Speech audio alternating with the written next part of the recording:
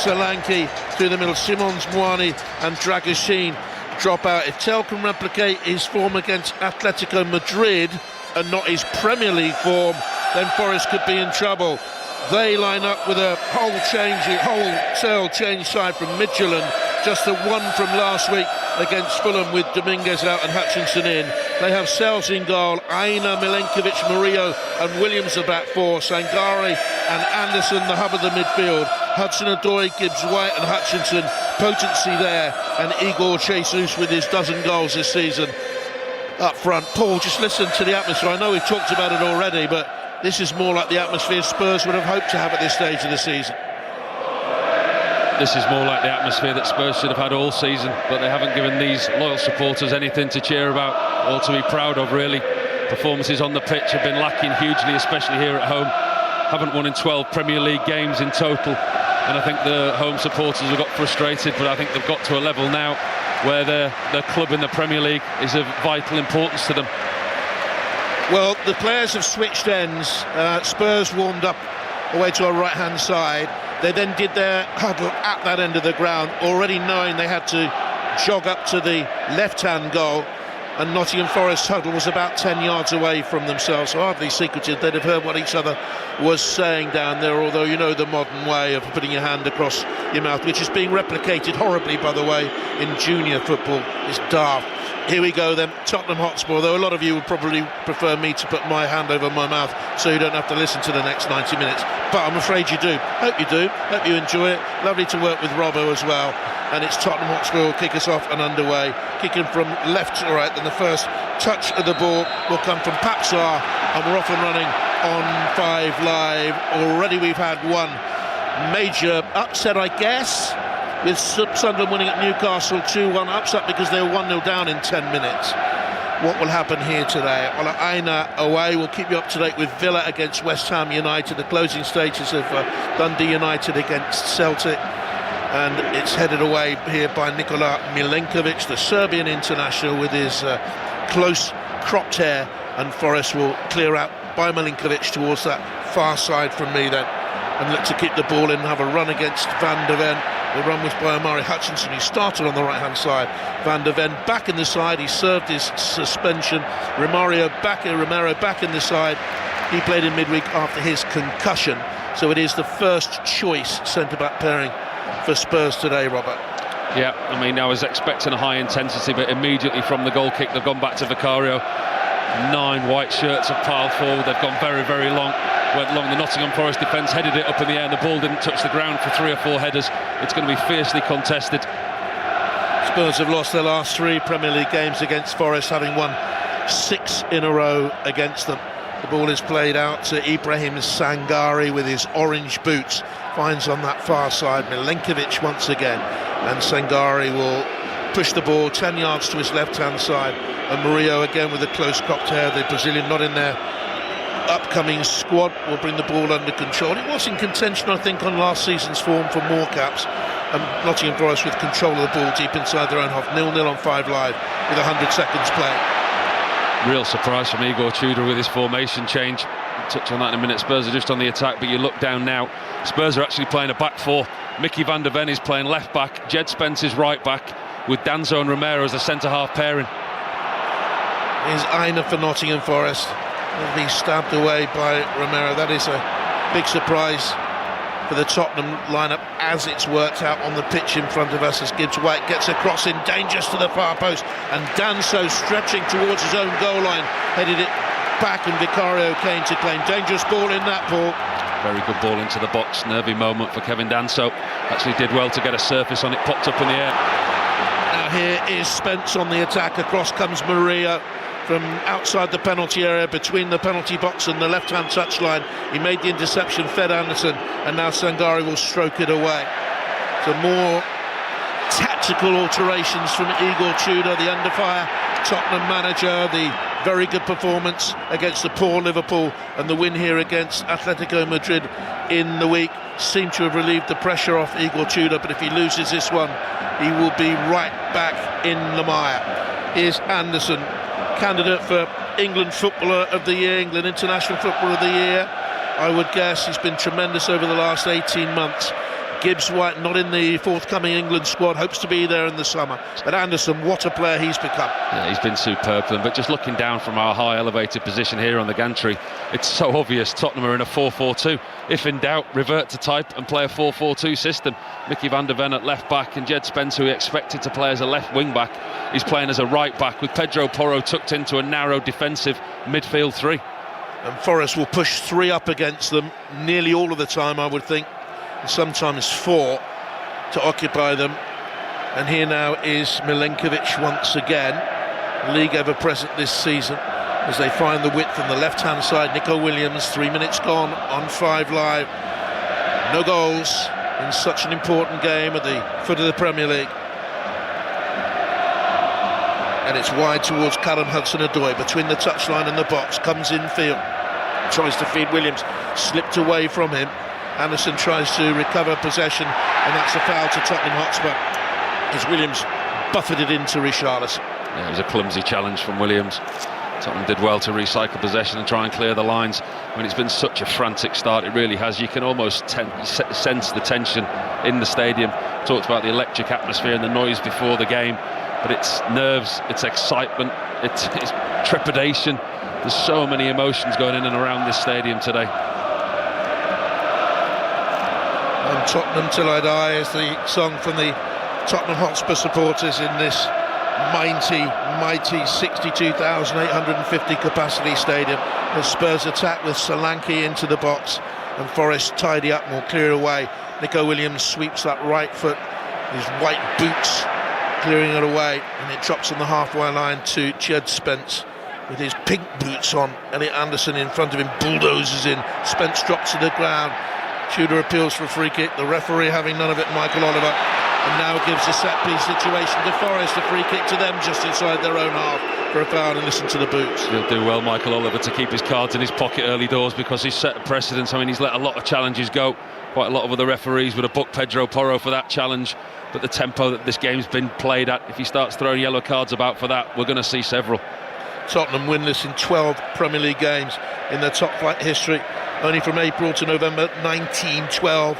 In December 1934 to April 1935 have they gone longer without winning. Today is paramount for them. Callum Hudson-Odoi spins it into the box. Anderson with space, nearly got a turn away, then fell. Forest fans in the far left-hand corner of the ground want a penalty. Don't think it was that. Yeah, it's just an early indication that shows Tottenham's fragility. Elliot Anderson, it's a simple run in behind. Callum Hudson-Odoi doesn't have to do too much down this left-hand side. He just lifts the ball into Anderson's path, who's got in behind Porro, Spence and Archie Gray.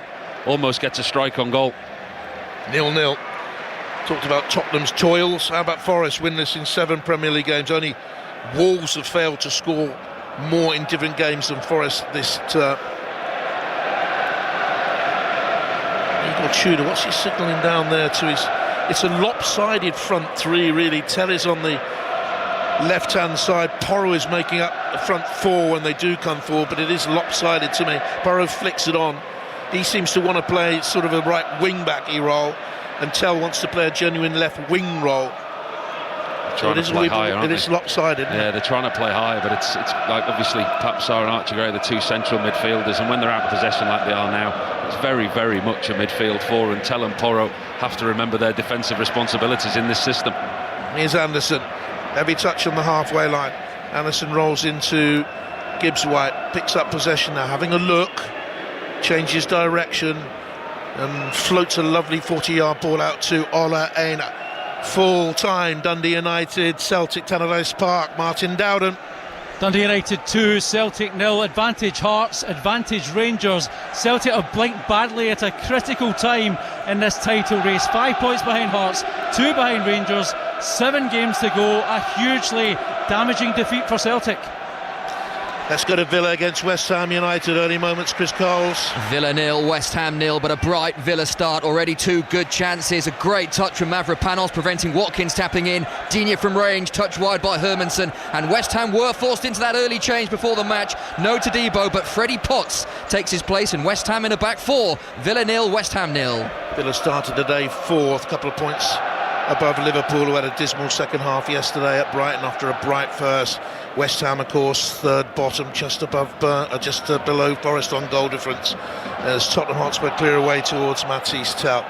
We know he's got potential. He's only 20 years of age, turns 21 next month, and he's chipped a rather overconfident ball to the edge of his penalty area, where Danso up to the halfway line brings in Richarlison, back to goal, held it up well, feeds Pape Sarr, darting to his left hand side on a diagonal run, nudges it forward to Solanke. Solanke burrows to the edge of the penalty area, and across strides Milenkovic to cut it out, push it away for a throw. The assistant referee was bang in line.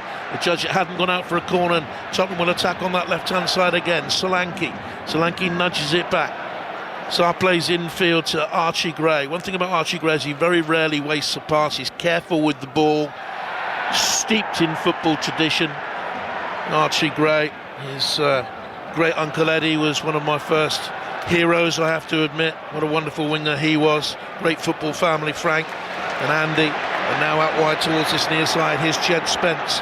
Spence for Tottenham Hotspur, darts a good cross in, Tell arriving, well cleared away by the very aware Ola Aina. Corner kick for Tottenham. That's a vital defensive header from Ola Aina. Good positional awareness, he knew exactly where Matthias Tell was behind him. There's a long ball on the diagonal from Jed Spence on the corner of the 18-yard box, 10 yards back, fires it across flat, and it's looking like it's going to reach Matthias Tell at the far post.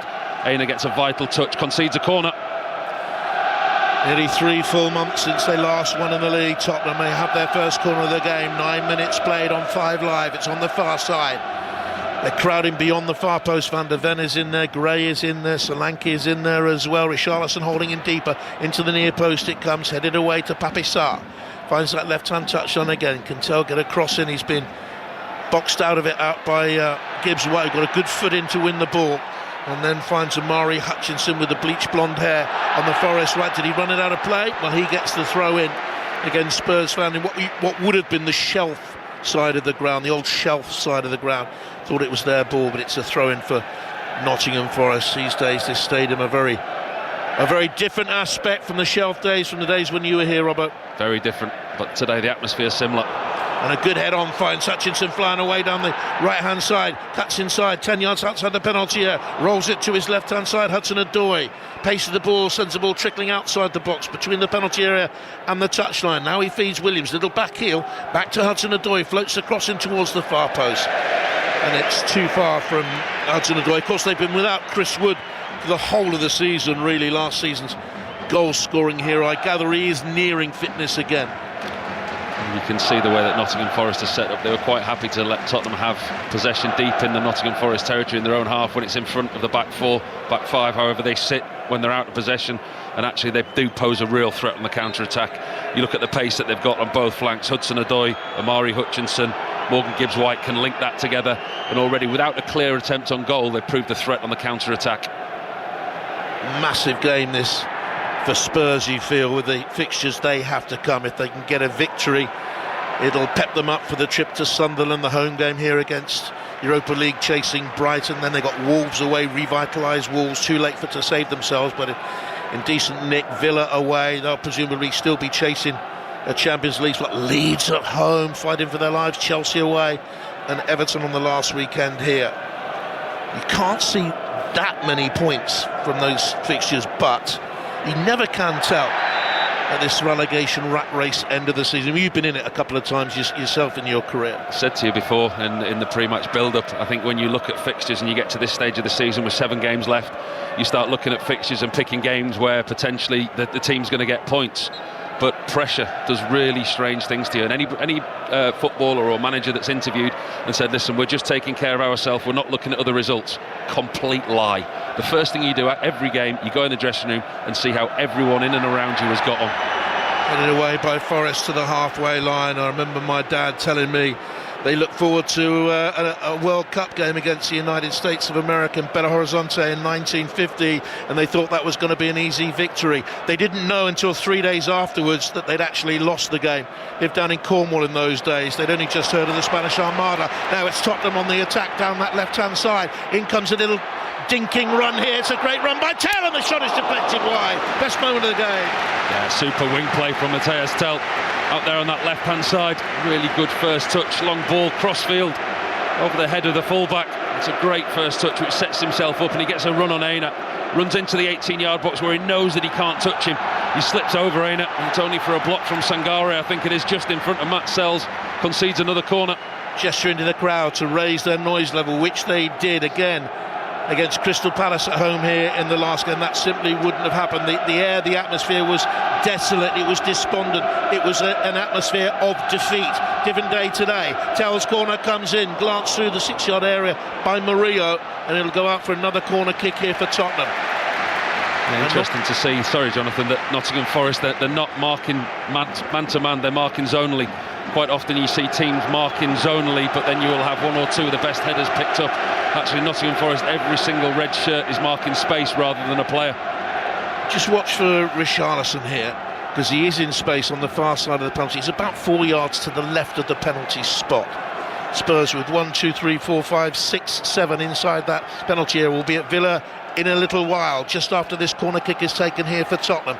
In it comes from Tell towards that far post. In comes Richarlison! And the header is wide, and it's a goal kick, and will go straight to Aston Villa against West Ham and Chris Coles. And this goal will please the two sides you're watching, because Villa are in front, and it's an Austin McPhee special. A set piece, Cash short, McGinn on the edge, no one on him, bends it beautifully into the corner. Aston Villa 1, West Ham 0. Aston McPhee, the set-piece coach for Aston Villa. Set-piece coaches aren't a new thing. They were just an embodiment of the ordinary coaching staff at clubs that have been around for years and years and years. They did work on set-pieces, Paul, before the year 2020, didn't they? I'm sure you'll tell me. Here's Solanke bursting forward now for Tottenham. Out wide on this right-hand side, he finds Porro. Gray is to his left-hand side. Just nudges it back to Spence. Spence out wide, then towards Porro once again. Porro thinks about a run, now takes on Williams and forces a throw. We've seen lots of close-ups of set-piece coaches. You'd have had them in your time. They'd have just been part of the coaching staff. Well, it was just another job for the assistant manager or one of the first-team coaches. I mean, we used to practice them religiously with Sam Allardyce, and you look at the way we used to play, and he was labelled the long ball merchant. Now all of a sudden it's revolutionary. It's not at all. Football turns full circle. Seen a close-up of the Nottingham Forest coach down there, Vitor Pereira, as Tottenham prepared to take this long throw in into the penalty area. Again, it's a packed 6-yard box. Van der Ven is in the Solanke coming short. In it comes, it's headed back. Oh, and off his own post! Off his own post! Nottingham Forest nearly scoring an own goal through Diego Jesus. And Tottenham still attack on that left-hand side, and Forest can't get the ball away. 15 minutes gone, 0-0. Terrific game of football here. Villa leading West Ham 1-0. In comes across into the penalty as Solanke reached for it. He's offside. It's a free kick. Frantic stuff here, Paul. Yeah, they hit his own crossbar then. There's a long throw in from Tottenham. Diego Jesus back defending inside his own 6-yard box. Flicks it inadvertently over his own goalkeeper, Matt Sells, and for a minute you think that Richarlison's at the far post. The ball's just going to drop and he's going to head it into an empty net. Unfortunately for Richarlison and those Tottenham fans away to our right, it skims the front of the crossbar and just takes it away from Richarlison. Igor Tudor thought that was in. Now with a lot of managerial experience over the years. Frustrated because Forest are taking their time with the set piece. He hasn't won a league game since Juve beat Inter back in September, the 13th of September, 9 games ago.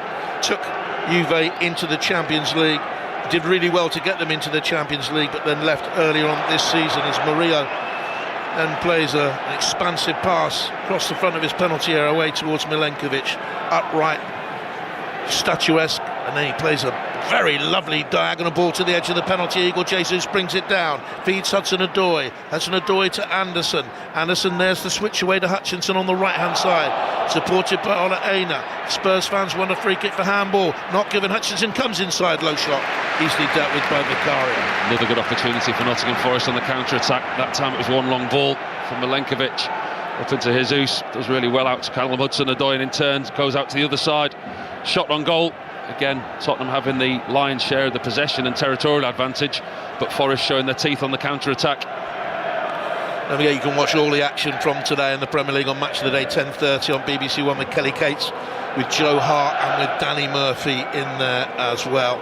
Here's Archie Gray for Tottenham Hotspur, back to Romero, and he finds the goalkeeper Vicario. Vicario launches the clearance diagonally away towards Spence, who's pushed very high into the Nottingham Forest half and has now lost possession. Tries to bundle into Anderson to win it back. Anderson, good close control under pressure, protected the ball, finds Williams, arms pumping down this Nottingham Forest left-hand side. 18 minutes gone, no goals. The ball is at the feet of Callum Hudson-Odoi, has a look and then nudges the pass 10 yards away to Ola Aina.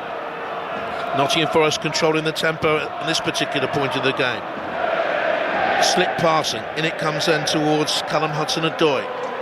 Spins, gives the ball away, poor pass, straight to Tell, Tottenham clear. Archie Gray looks for Richarlison up front and it's protected and cleared away by Milenkovic for Nottingham Forest. Richarlison not in that forthcoming Brazilian squad, but the manager likes him, and I think he feels if he continues playing well for Spurs and scores goals, he will be going to the World Cup.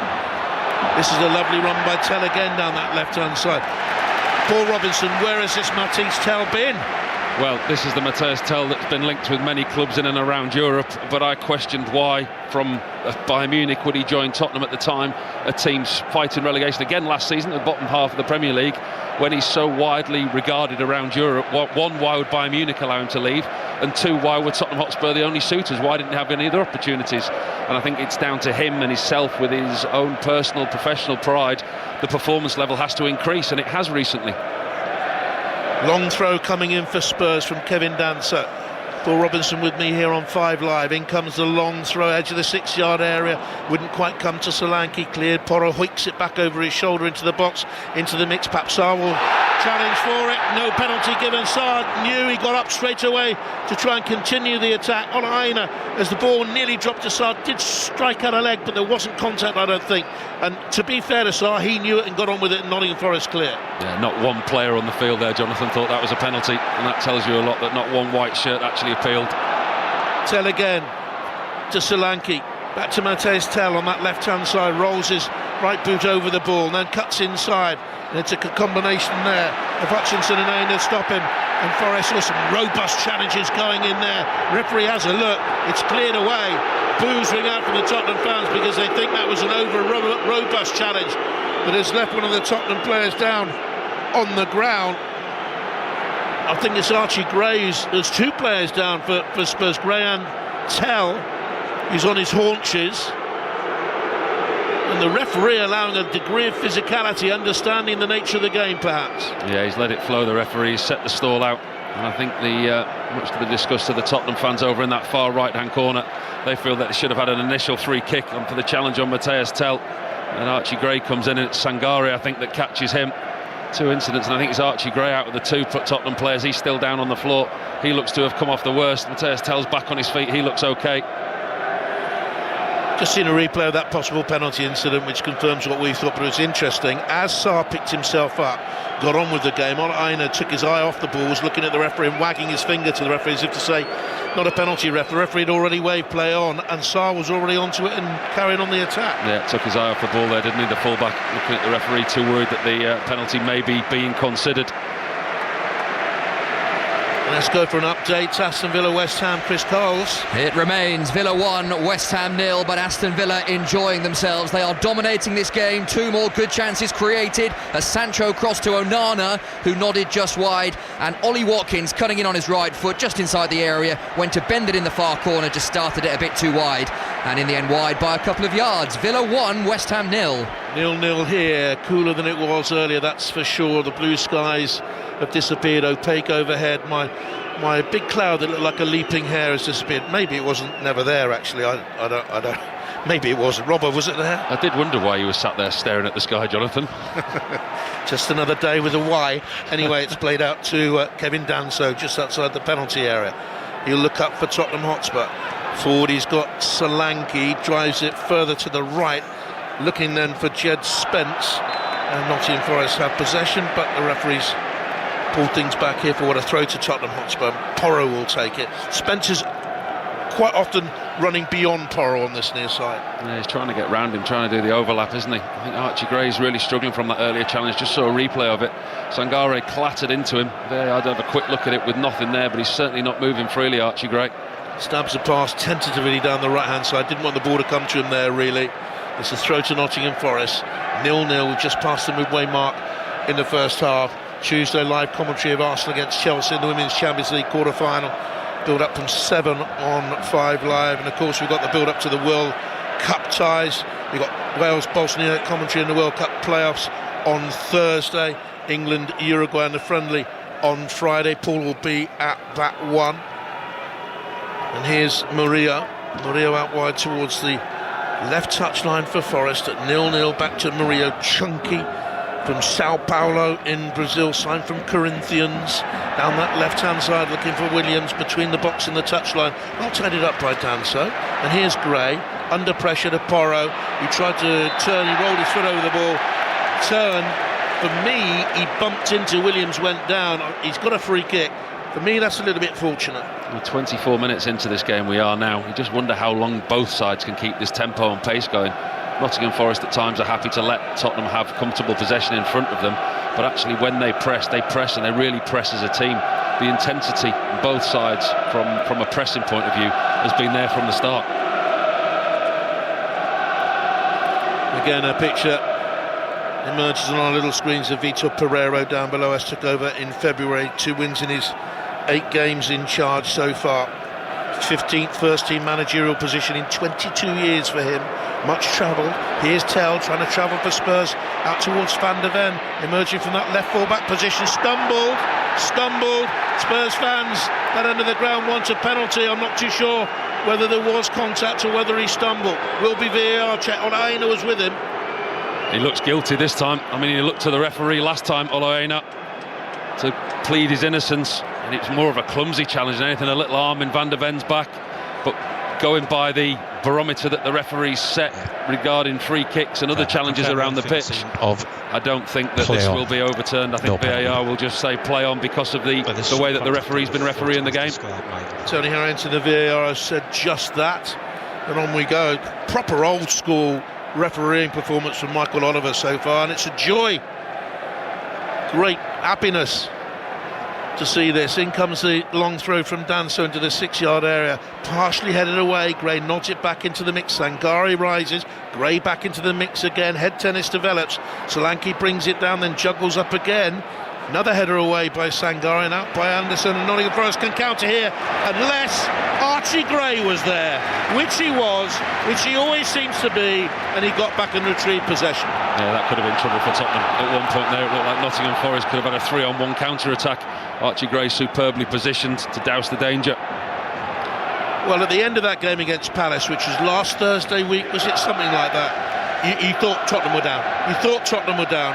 The air of despondency was alarming, and everyone has got together here, the staff, the players, the supporters, galvanise things, because they know they are in it up to their neck, and they know they've got no choice but togetherness to get out of their trouble, and it's a much better atmosphere. And Forest are holding at the moment. Elliot Anderson has made more successful passes than any other midfielder in the Premier League, tries to win it back against Richarlison, fouls him, and it's a free kick. You will get that from Richarlison. Battle, and he's won the free kick. If they had a team of Richarlison's, Jonathan, I know what he lacks in quality. I know he's been criticised a lot, but his attitude, his application and his work rate, he upsets opposition defenders. If he's on your team, you like him. Every other piece of opposition don't like him. If they had a team full of Richarlisons in the last few weeks, they wouldn't be in the situation they are now. Here's Danso. Danso chips it forward to Richarlison. It's cut out by Williams. And I think that's going to be a Tottenham throw. There used to be a game called Battle Tops. You used to pull a cord thing and these things used to spin into a little arena. He reminds me of Battle Top. They go everywhere. He couldn't really control them, but he's like that. Feisty, like a whirling dervish. He hasn't got a great touch of a Brazilian number 9, but he'll fight for you. How's that game transferred to iPad? Can you get that on your iPad? What tonight? What's your Battle Tops? We'll move on now. Is that a typewriter? Anyway, it's a goal kick. I saw a typewriter in a shop the other day. Fascinating. I saw a typewriter. You never see typewriters these days. Goal kick to Nottingham Forest. 0-0. 27.5 minutes gone. Aston Villa against West Ham. Chris Coles. Aston Villa 1, West Ham 0. Villa thought they had a penalty. In fact, it was given by Paul Tierney, but the replay showed Mavropanos clearly got the ball ahead of Ollie Watkins, so Tierney sent to the screen, looked at it a couple of times and overturned his original decision, which was the correct decision. Still, Villa 1, West Ham 0. Which will take them to within a point of Manchester United in third. Tottenham have possession. Here's Spence. Finds Richarlison into the penalty area, got a couple of yards of space, pulls it into the middle! And Solanke couldn't quite stretch enough, but it wouldn't have mattered because Richarlison's offside. But they're playing some decent stuff now, Tottenham. It's goalless, but they're on top. Yeah, Nottingham Forest playing a high line, and that's the first time that Tottenham have actually really got in behind them. It would have been close. Richarlison tries to time his run, almost level with the edge of the 18-yard box. He takes it to the byline. Solanke's trying to make as much ground up in the middle as he can. Richarlison doesn't really look up, he just fires it across the goal line, 2 yards out. Any type of touch from Solanke and it would have been a goal. Obviously not because of the offside, but a good piece of play from Tottenham. Worry for the manager of Nottingham Forest, Vitor Pereira, is that Murillo stepped out and Milenkovic stayed in and very nearly played him onside. Porro for Tottenham, hounded by Forest players who are working so hard to press the ball.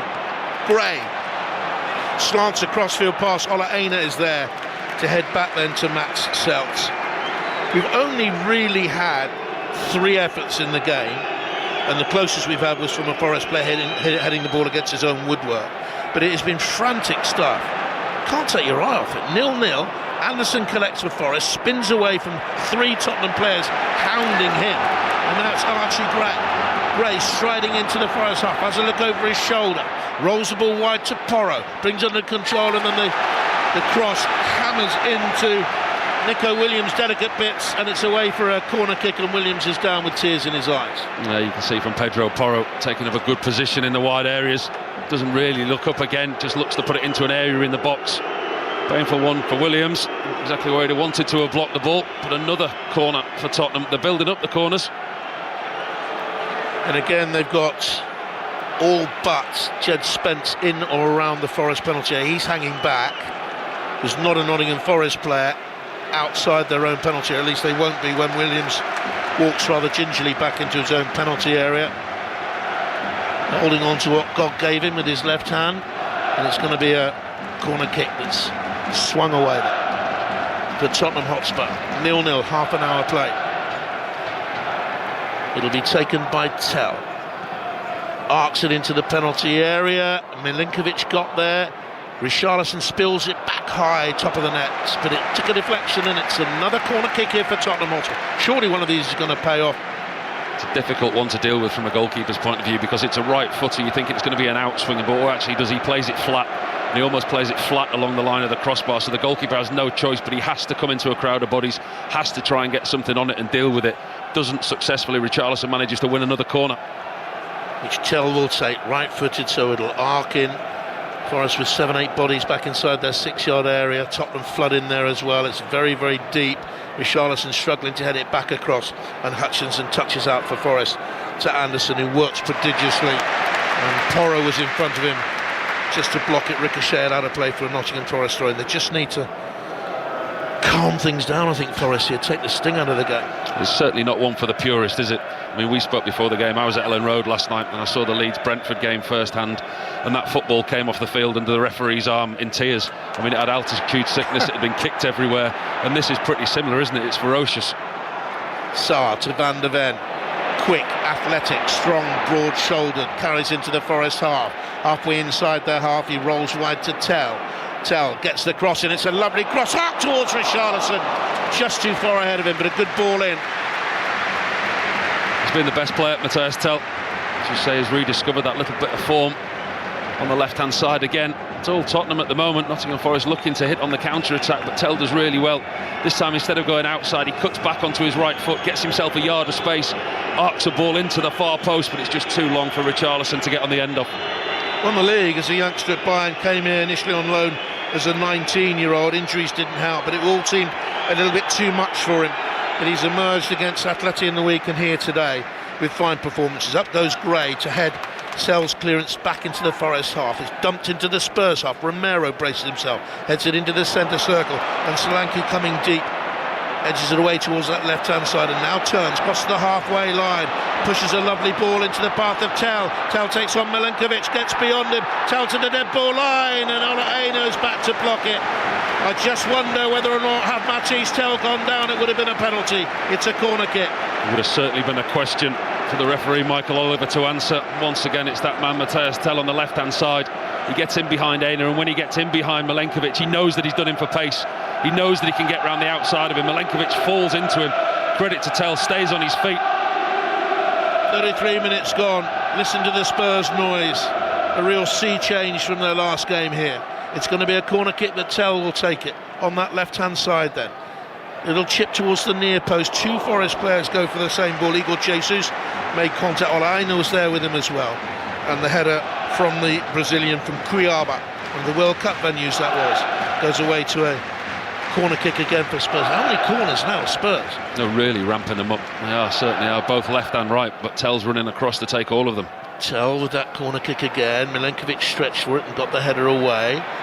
And the header sails out towards the left-hand touchline, halfway inside the Forest half, played out wide by Spence to Tell, 2 yards in from that left-hand touchline, back to Spence. Spence cuts a lovely-looking ball into the Forest penalty, and Murillo backheads it away for a corner. Forest are under all sorts of pressure here. It's constant from Tottenham, really is, without having to create any real clear-cut opportunities from them. But they're causing Nottingham Forest a lot of problems. They've been resilient at the moment, Forest. 7th corner in 34 minutes. Well done, Rob Nothman, our producer today, for feeding me with that stat, and it's going to be taken by Tell once again. It's come from long on to fine leg to take the corner kick. Got Gray inside the 6-yard area. Solanke's far side of the 6-yard box. Van der Ven to have it. Van der Ven's the one to look at here, I think, because he's stolen a march, and one of the zonal markers will have to pick him up as he comes on to them. Solanke also in a similar situation. Van der Ven now comes near post. It's aimed for the flick on, but it's headed away easily. And Tottenham will pick up with Tell. Right-hand touchline, 34 minutes gone, 5 live, 0-0. Villa leading West Ham by a goal to 0. Earlier on, Sunderland won at Newcastle 2-1. And Dundee United dented Celtic's title aspirations with a 2-0 win at Tannadice. Porro angles the ball back to the halfway line on Archie Gray with his yellow boots, long sleeve shirt. To his left finds Pape Sarr's short sleeve shirt. Gray diagonally into the Forest penalty area where Tool Milenkovic heads it away to Sangare.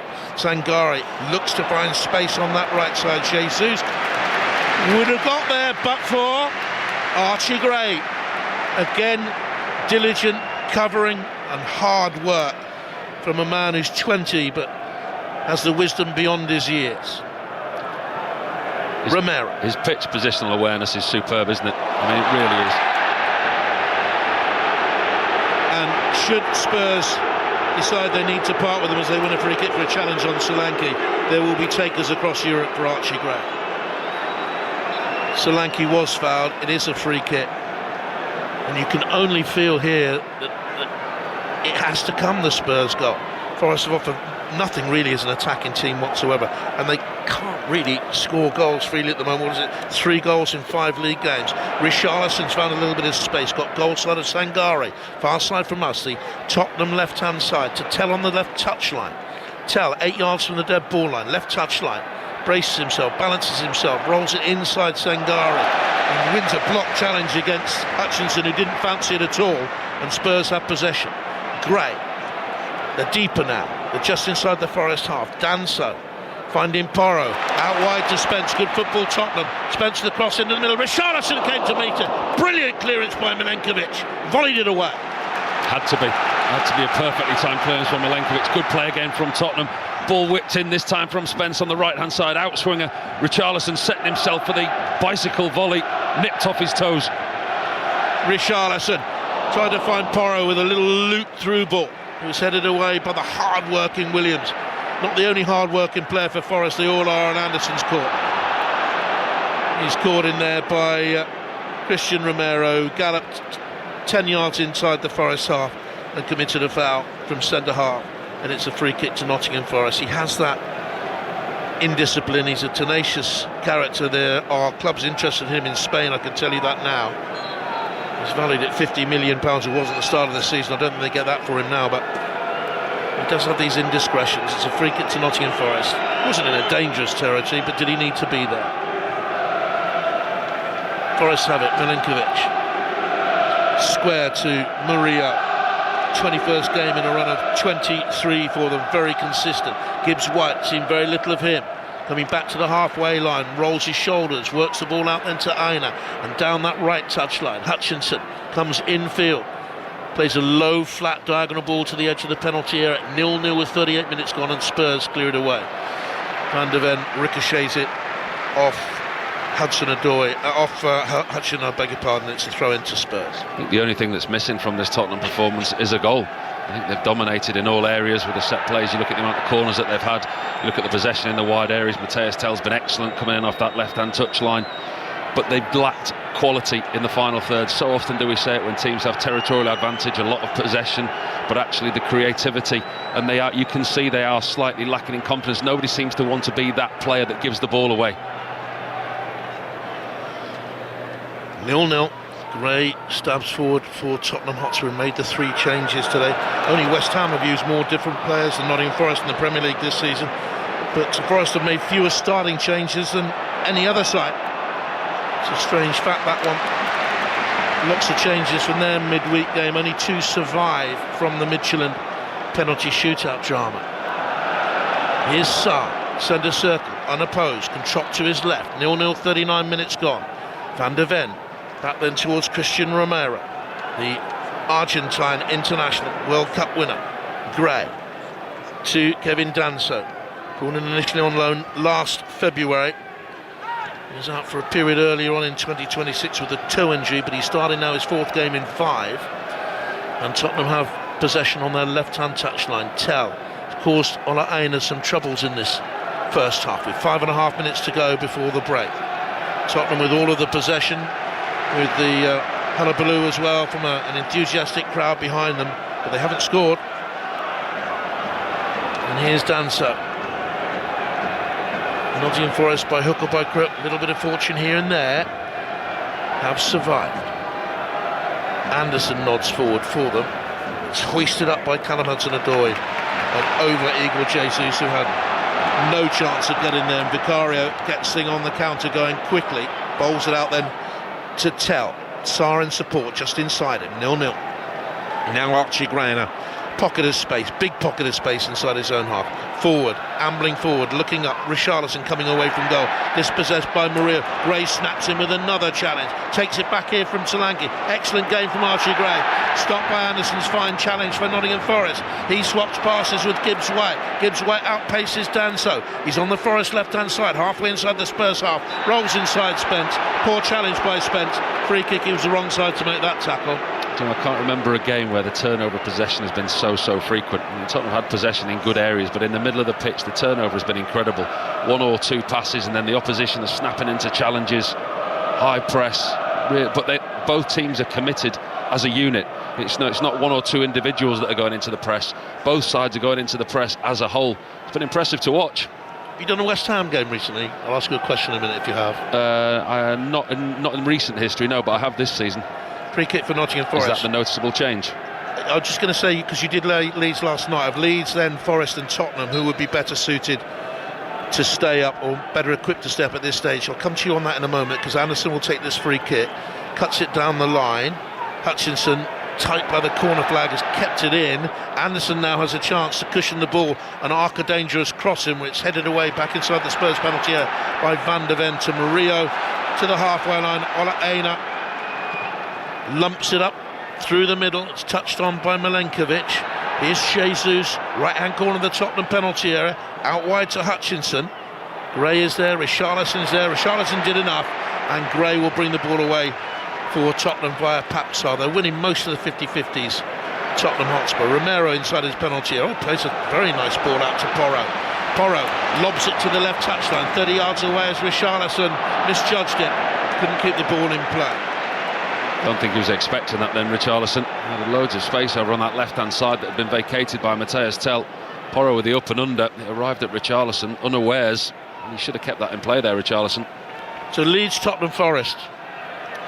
Difficult one, isn't it, at this stage? But I think if you'd have asked me before this week when Tottenham played Madrid, I would have said Tottenham are least equipped because they've got players who are not used to this situation. You look at Leeds, you look at Nottingham Forest, you look at West Ham. They're players that are accustomed to being in this situation, whether it be there or other clubs, and they've got fighters, they've got warriors. And before Tottenham played Liverpool and Atletico Madrid, I'd questioned that warrior spirit and if they had those type of players. We've seen little flashes of that. So I think now it's going to be very, very difficult, but it's up to Tottenham to maintain the levels. Who's better equipped? I would say Tottenham were the least equipped out of the teams you mentioned. Forest still in Europe, West Ham and Leeds still in the Cup. They meet in the next round at West Ham. That's Leeds' next game, West Ham's next game over the Easter weekend. Spence very nearly caught Williams there. The referee says play on. 43 minutes gone, 0-0 on 5 Live from the BBC. Can Gibbs White get to the dead ball line and pull in across? He can, and he's forced Nottingham Forest first corner kick of the game. Nice little combination down the Forest left-hand side. Haven't seen any combination play attacking-wise from them because they've had very little chance to attack. But here's a set piece for them. Tottenham were the only side in the Premier League without a win so far in 2026. And defending here a corner kick. It's an incredible stat, that, isn't it? And when they do get a win against Atletico Madrid midweek, they still lose. Out in Europe. I'm not too sure how much Atletico were going for it in the week. It wasn't a normal tenacious style. Good performance by Tottenham, not taken away from him. Then comes the corner kick, away by Solanke. Anderson heads forward, it's hoisted on. Vicario needs to save, and does. Acrobatic attempt by Igor Jesus, and Vicario just pushes it over the top. How good a save was that, Paul? Yeah, it needed dealing with. I think it was a comfortable one for the goalkeeper in the end. Cleared by Romero to the edge of the box. It was headed back in by Anderson. Jesus, it was a difficult technique for him as it rises. Almost a toe poke of a scissor kick, come overhead kick over the Tottenham goalkeeper. Tips it over. 0-0, 25 seconds left in the first half. Nico Williams corner towards the far side, it's in! Jesus heads Nottingham Forest in front on the stroke of half time. Tottenham undone by a set piece. Jubilation from the Forest fans in the far corner of the ground. First goal from Nottingham Forest scored in the 45th minute from number 19, Igor Jesus. And Tottenham fans have been buoyant and loud are silenced. The fourth official has indicated that we are minimum of 2 minutes in the time. 2 minutes of stoppage time will be played. Igor Jesus looks most concerned now. Oh, that's a blow. That's a huge blow for Tottenham Hotspur, and it's such a simple set play. It's a corner kick on this near side. In-swinger from Nico Williams. Igor Jesus at the far post. He finds so much space. There's a bundle of bodies. The ball just drops. He's completely unmarked. Tottenham players get sucked in underneath the ball. Heads the ball hard and across Vicario. Nothing the Tottenham goalkeeper can do. But it's such a simple set play. We see all these intricate set plays, the movement in the box. Set plays are all about delivery. The delivery there from Williams was absolutely on point. Simple task for Igor Jesus at the far post. Free header puts Nottingham Forest 1-0 ahead. Start of the season playing in the Club World Cup for Botafogo, for whom he won the Copa Libertadores. He came here with a good CV, and he feels on top of the world right now, I would think. As we're into the second minute of stoppage time, there'll be a little bit more, I would think, because of the goal celebration. Porro tries to get it into the Forest penalty area. Spence wins it back for Spurs after it came loose. Porro is there again. Anderson dispossesses it. Rolls to Sarr. His shot is blocked and should be cleared away by Sangare, and is. There's Archie Gray to nod forward. Hectic, harem, scarum stuff. Has there been enough controlled football in this first half? Here's for Tottenham, Dominic Solanke. Nudge to the right-hand side of the penalty area. Porro back to the far post. It'll be kept in by Tell, will it? Well, he thinks so. The assistant's flag has stayed down. Forest are appealing for a goal kick. Now Sarr, just outside the penalty area to Tell. Great cries of shoot. He responds. It's the bar. Lovely effort. Now he's had a pull back in the middle. Romero's gone down. They want a penalty, Tottenham fans. All they do have is a free kick given the other way. What a mess. Sort that one out, referee on VAR. That was an initially brilliant strike from Matthias Tell on the left-hand side. Cuts in on his right foot again. gets the better of the Nottingham Forest fullback, opens his body up, and it's a curling shot up and above Matt Sells. I think the Nottingham Forest goalkeeper gets the slightest of touches on it onto the bar, and it comes back into the 6-yard box. And we're just looking at it again. Christian Romero looks to have had his shirt pulled back by Nico Williams. At least that's what the Spurs fans and players are asking for. That, in the first place, is a wonderful save by Matt Sells onto the crossbar. It really is. It's a goal-saving save. It's brilliant, absolutely superb. But when it comes back into the 6-yard box, there's questions whether Romero's shirt was tugged by Nico Williams. Then the free kick was given for a Richarlison challenge as he went to hook in the loose ball. It was unintentional, but it was a foul. They are checking for a penalty here. They've got a case. They really have got a case, you know. Confirming on-field decision is of goal no side. Penalty. Check complete. The check is complete and no penalty is given. His arm seemed to come across the shoulder of Romero and hoik him back, but no penalty is given. Do you know what? If he'd have given that on the pitch, that wouldn't have been overturned. But we're in that type of area. That is down to subjectivity. If the referee had given that, VAR would not have intervened. But because he hasn't, they don't see that as a big enough error. And the referee is ready to blow for half-time any second now. Murillo chops it deep into the Tottenham territory. And when Vicario gets it out, the half-time whistle will blow. And in it does duly blow. Boos from the Tottenham fans, not for their performance, but because they weren't given a penalty later on. Jesus with the header just before the stroke of half-time, finding space at the far post to nod in his 13th goal. Harum scarum, plenty of noise. Familiar story here. Paul Robinson, Spurs are trailing at home. Well, it's been frantic, hasn't it? I mean, you can't fault the attitude of the Tottenham players and the way that they've set about this game. They've closed down with intensity, with passion. They've worked extremely hard. But as I think you quite rightly touched on, Jonathan, there's a little bit of quality that lacked, especially when they got in the final third. They've had numerous corners, they've had numerous set plays. When you look at every statistic, they've dominated in every single aspect of the game without putting the finishing touches to it. A really good opportunity there for Matthias Tell at the end. Matt Sells produces a wonder save, but then they've just been hit by a sucker punch. Everything that they didn't want, the performance is everything they wanted, but the half-time scoreline is everything they didn't want. And Crossy, here's another chilling fact for you. If they lose this, it will be 44 points out of a possible 165.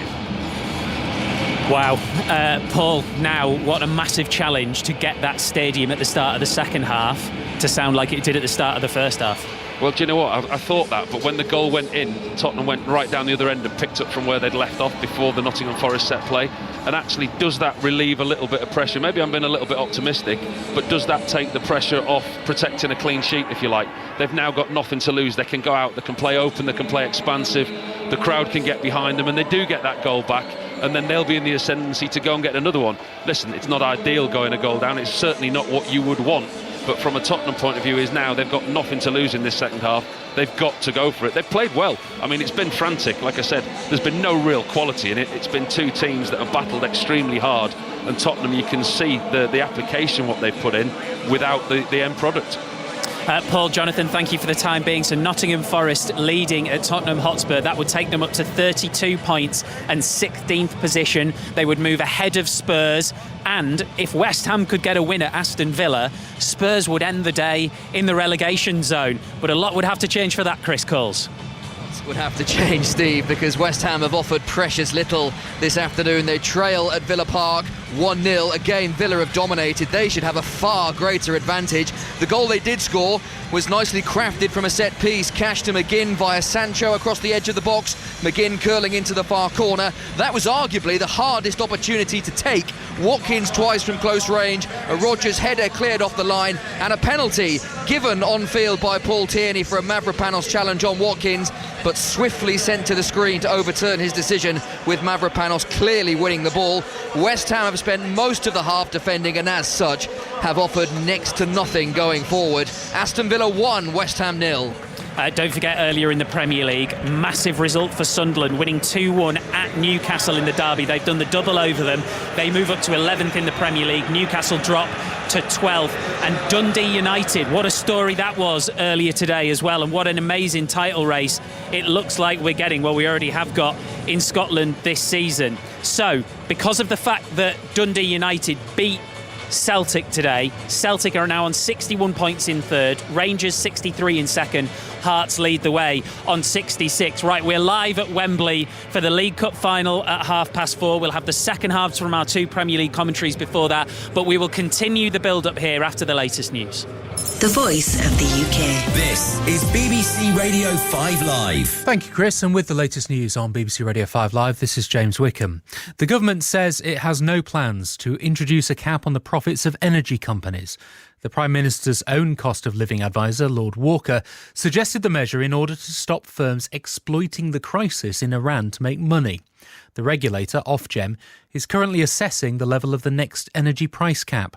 The Shadow Community Secretary, Sir James Cleverly, dismissed the idea of a profits cap and called for ministers to bring down bills instead.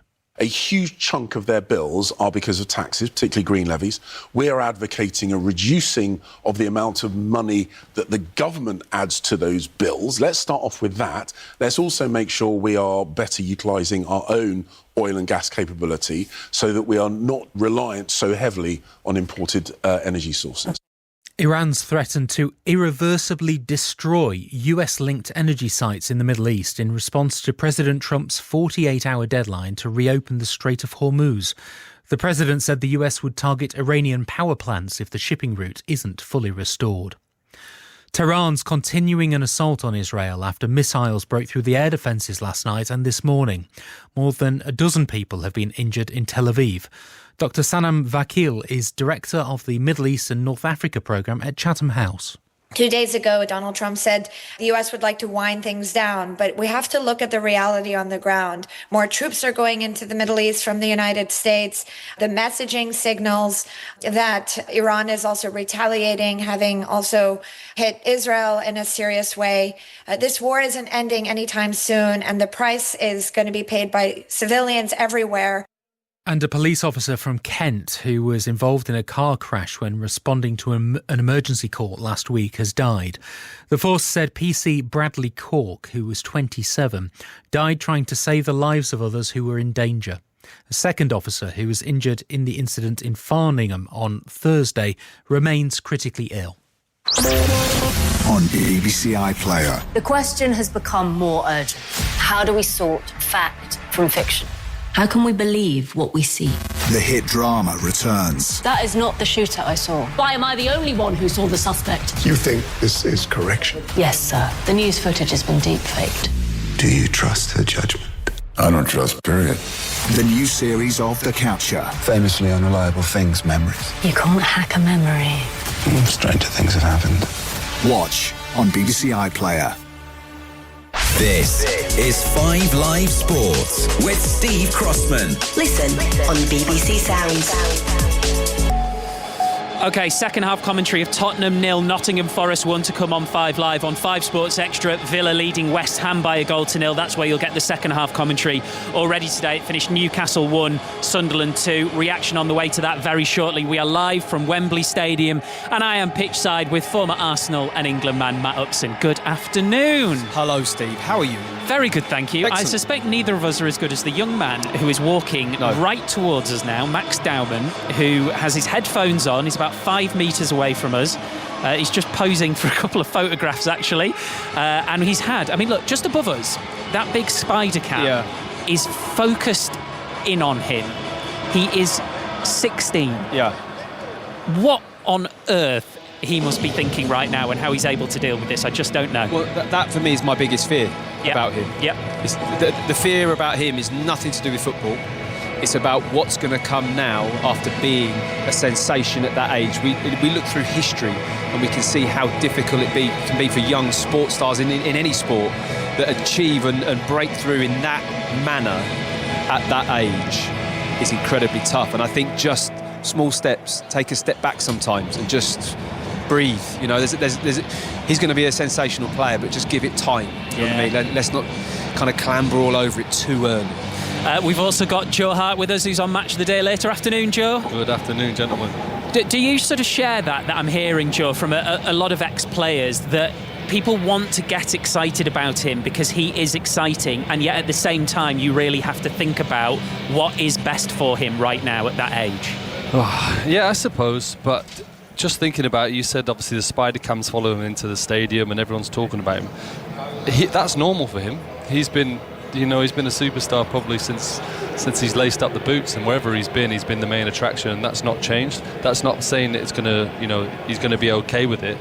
But just from his point of view, I think it would be strange for it not to be that way. He's such a good player. He's so composed. I watched him score that goal at Everton. There was no emotion when he scored. He expected to score the goal. It was only when he realised how much it affected the stadium that he actually started living in that moment.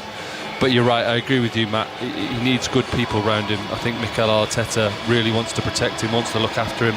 I think Arsenal want to look after him. So, look, let's just let the boy flourish. He looks a really exciting talent, and I'm really excited to see where he's going to take his career.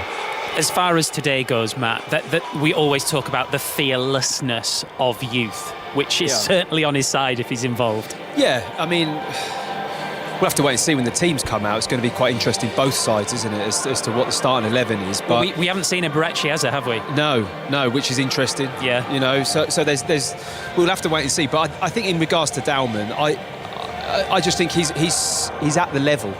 So already to be that good, and I don't just mean in terms of technically, I think his timing is the way he sees the game, the way he lures the ball. He's creating time around himself all the time. So I think him to come on is the ideal player in any situation, certainly for Arsenal, and it's come right on cue. I think that the timing of the season, Arsenal probably hitting a little bit of a slump around that Everton time. It was such a massive game for them, and to have that impact of a young academy player at that point was just perfect. So I'd love to see him feature today at some point, and what an experience it will be here. I mean, it's just what a fantastic final it could be. What a final, Joe. Exactly. There is just so much about it which is so exciting. Yeah, I can't wait. The two top teams in the Premier League fighting out. I think that's a bit of a rarity when it comes to this competition, especially. But there's so much on it. I think obviously Arsenal had a really good weekend last weekend with City slipping up to an extent, but statements can be made today. I think Arsenal have been so consistent all season in being able to grind out results, and City haven't been as consistent. I think that stands with their league position and going out of the Champions League. But we all know if they can click into gear, they can cause them a lot of problems today. Let's talk goalkeepers then, Joe. Obviously the big story that we were waiting for is whether or not it would be James Trafford or Gianluigi Donnarumma. In fact, I've just seen, speaking of goalkeepers, just seen Jens Lehmann walking down the stairs in front of us, former Arsenal great, of course. Do you think that's the right call? Trafford's been the cup goalkeeper, so he plays in the cup final? Yeah, of course. Why not? I think that's what he was signed when he signed, and they decided on Donnarumma. It's the only thing that could happen. If you want harmony in the squad, you want to have that little bit of trust that's going to be there. I think Trafford's been excellent every time he's played. I think he was player of the round in the semi-final over the two legs as well. So yeah, I don't think it really affects Man City. Both dominant keepers. Obviously, ideally, you'd want to have played a few more games going into it, but it's a great opportunity for him, and he's still got a real opportunity to play a huge part in two of the cups for Man City this season. I suppose the other thing, Matt, is it's a massive show of faith, that, because if you were James Trafford, you could be forgiven for thinking, what does my manager think about me at the minute, because he brought Donnarumma and he's behind Donnarumma. He didn't have to pick him for this game. It is a massive game, not just for the cup final, but because what impact it could have on the rest of the season. So that'll be a big deal for him. It will, and I think Joe's hit the nail on the head in the sense of the harmony and the mood, and the players pick up on if you feel a player's not been treated quite respectfully or properly. I think that really is one of the most damaging things in the dressing room, to be honest. So I think managers have to be acutely aware of that, and I'm sure both Pep and Mikel Arteta really are. And he's done, when I see him, he's done well enough, and he obviously came back to the club hoping to play more. Donnarumma came in late. So, to have this run of games in this cup, to me, it just feels only right that he gets the jersey and the opportunity to play today. Joe, what about that finish at St James's Park? Absolutely wild. It was wild, and you know what, Sunderland fully deserved it. Obviously they started slowly. Newcastle capitalised on it, but Robbie was brilliant today. I think Danny's going to do a piece on him later. He was an absolute machine for Sunderland, and even with all the changes, they were the side that looked likely to win it, and in the end they managed to get it over the line.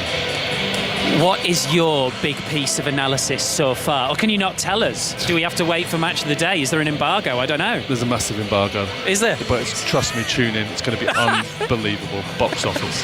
I know it will be.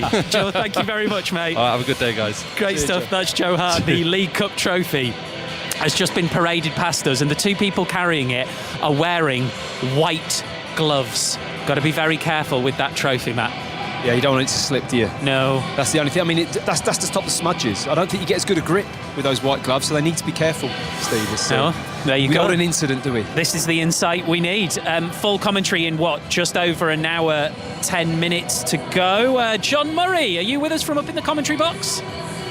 Yes, I am, Steve. Hello. Yes, we've just got the team news here, and I can tell you that a couple of big absentees for both teams. There is no Diaz for Manchester City, and there is no Eza for Arsenal. So Manchester City make 4 changes from Real Madrid in the week. As we know, Trafford plays in goal, and with no Diaz and other absentees in central defence, Nathan Ake is going to play in there. O'Reilly comes back in at left back. This is the City team in full. Trafford in goal, Matthias Nunez, Husanov, Ake and O'Reilly. Then Rodri with Semenyo and Bernardo Silva, Shirky, Doku and Haaland. And the Arsenal team without Eza, Havertz comes in to start. It would look like he'll be playing in that number 10 position. So Kepa in goal, as we felt would be the case. So Raya's on the bench. Back 4 of White, Saliba, Gabriel and Hincapié. Then Zubimendi and Rice, Saka, Havertz, Trossard and Gyökeres. Thank you very much, John. So loads more build-up to come. Matt, just initial reaction to that? I think it favours Arsenal. Personally, I think the changes that City have had to make in that back line are really challenging. I love Nico O'Reilly. I think he's a brilliant player. I'm not sure if left back is his ultimate position, and then you're playing it again with 2 centre-back partnerships that haven't played together that often. That area of the pitch is going to be key. Yeah. And I think that Arsenal have a lot of their possession, a lot of pressure. They like to suffocate the opposition in that part of the pitch as well. So that's going to be the game changer for me. Thank you for the time being, Matt. Matt's heading up to the commentary box, so am I. That's where we will continue our build-up to the League Cup final. The plinth now, the trophy plinth, has just been moved around us, and we're going to get another shot of that remarkable, beautiful, silver shining trophy. So that's to come, but we've still got 2 Premier League second halves to bring you. So Aston Villa lead West Ham by 1-0. These are 2 massive games down at the bottom for 3 of the 4 teams involved. You'll get the second half. It's underway on 5 Sports Extra. Here on 5 Live, we're ready for the second half of Spurs, Nottingham Forest. Jonathan, all yours. Thank you very much, Steve. 2 changes, important ones here, as Spurs come out for the second half. Bergvall, who's only just back from a couple of months out with injury, is on. Udogie is on. Van der Ven and Spence haven't reappeared. Porro and Romero and Danso and Udogie is now that back 4. Bergvall and Gray and Sarr. Tell on the left with up front Richarlison and Solanke. Run through the Forest side for you in just a moment.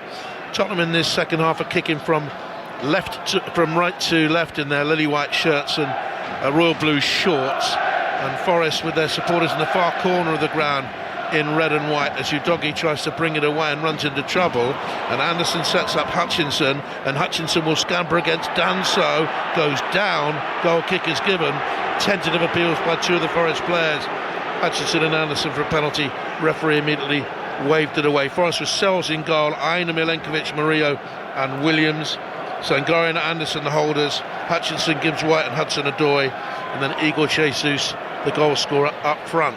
1-0 to Nottingham Forest, a goal very late in the first half with a header at the far post. And here's Udogie, and my first opportunity in the second half to ask Paul Robinson about those changes. Yeah, interesting from Igor Tudor. I mean, that's a number of times now that he's 1, shuffled formation, 2 that he's shuffled personnel. I remember in his second game in charge, he made 3 changes at half-time against Fulham.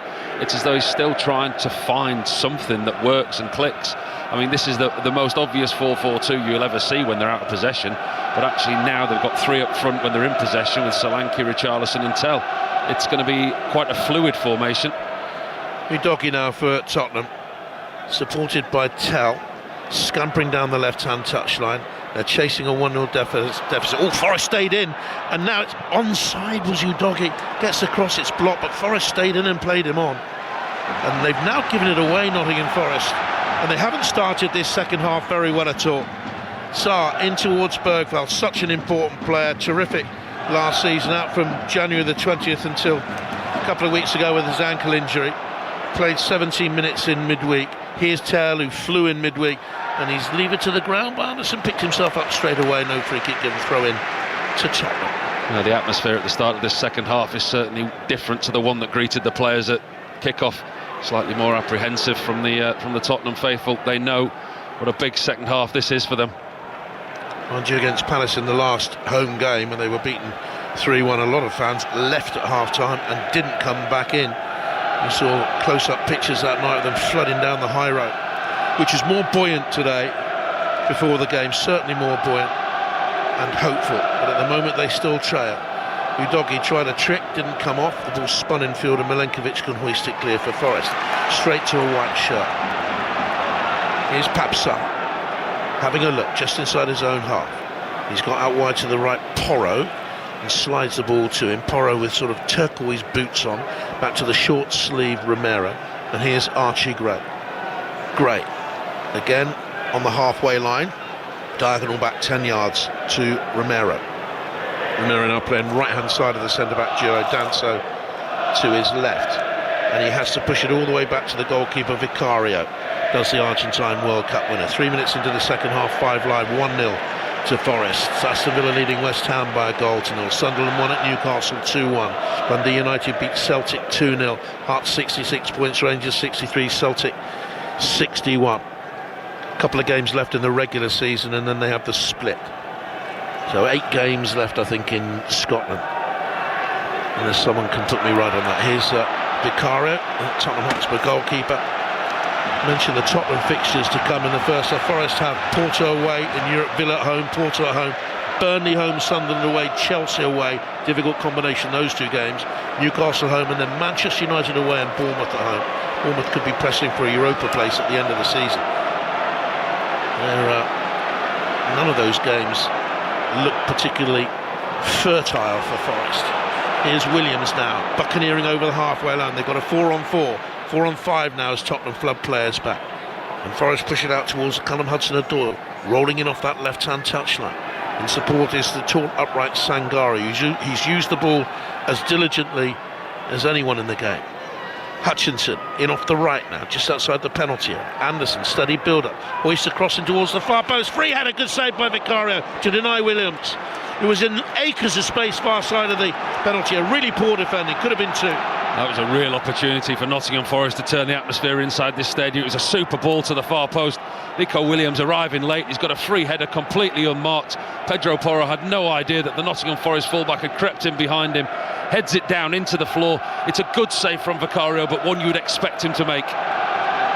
Gray for Tottenham cuts across the ball and delivers a 30-yard diagonal into the feet of Solanke. His cross looks for Charlatan, pumped away by Milenkovic for a Tottenham Hotspur corner kick. They've had so many of these corner kicks, that's 8 now, and they'll take it with Tell. Gray beyond the far post, Bergvall on the 6-yard area, Richarlison is there. At the start of the game there was a buoyant spring about the Spurs step. Now there's more of a hesitant, not trudge, but a slower, more measured, less optimistic step. Can they get back into the game now? In towards the near post, Solanke was there, Aina headed away, and there's a foul. Sarr jumped into his man, free kick Forest. We lead 1-0. Yeah, for all the corners that they've had, Tottenham delivery hasn't always been where it should be. As you say, the body language from the Tottenham players and actually the atmosphere inside the stadium, there's a little bit of a lull, isn't there? The spectators coming back in after the half-time break. I mean, the atmosphere at the start of the game was something that we haven't seen here for a long time, but actually now, if Nottingham Forest were to get a second goal, that could really hurt Tottenham. There's a solitary Tottenham flag in the south stand end of the ground, the giant stand, blue cross on the white background. It's their most home games. And here's Milenkovic now for Nottingham Forest. To his left is Murillo. Forest fans finding their voice, far corner. Murillo diagonally pushes it into the Tottenham half. Halfway inside the half, it's dealt with by Danso. Quick pass to Sarr. He looks for Tell, who turns wide of Ola Aina, bundles into him, free kick Tottenham. He's certainly given Ola Aina a very difficult afternoon. And still, the referee's kept his cards in his pocket.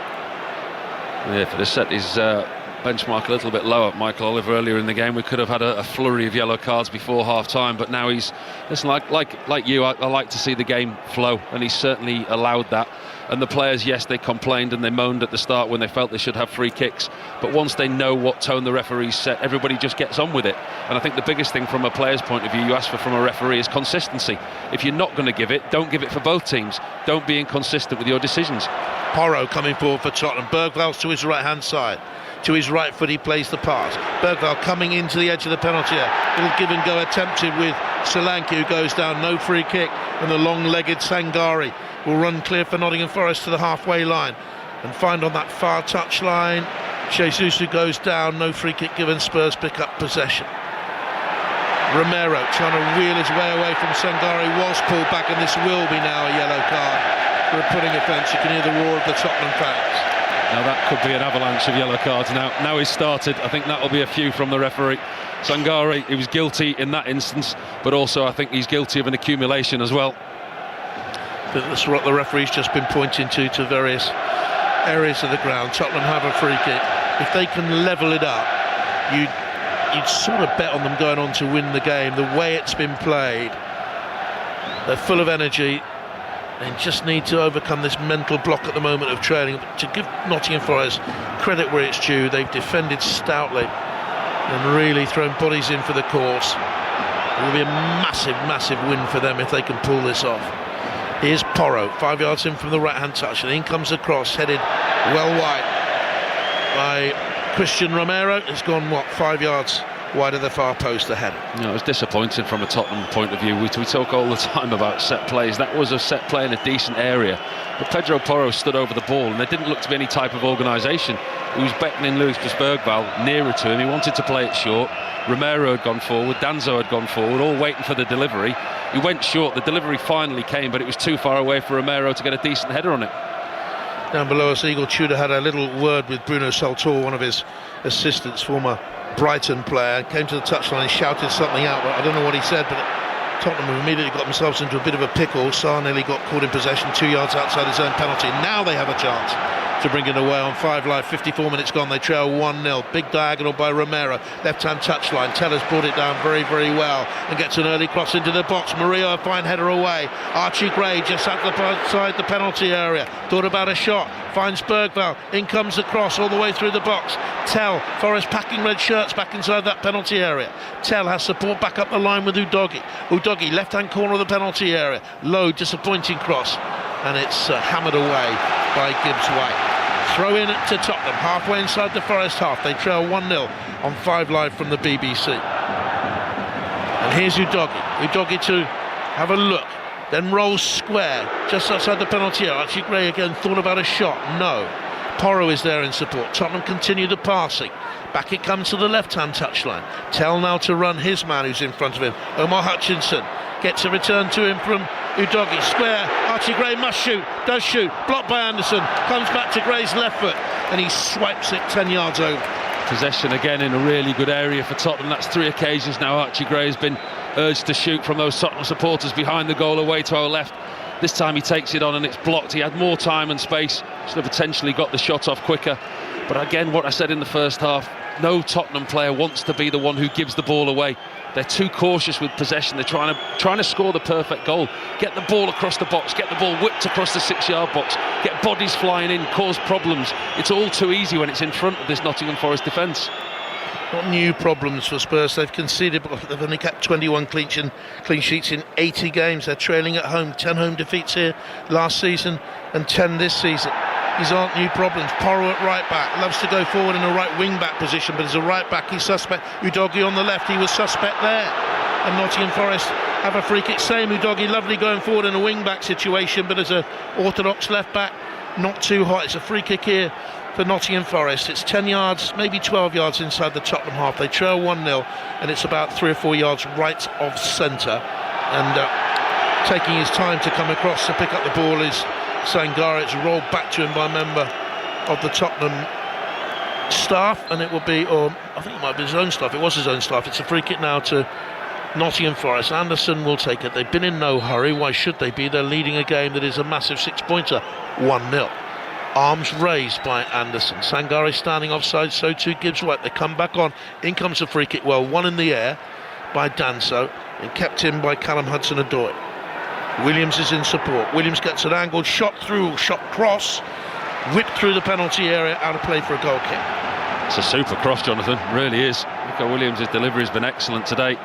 Came from a longer free kick that Anderson put into the box. It was cleared only as far as Williams on the angle, about 35 yards out. It's a cross-come shot to the far post.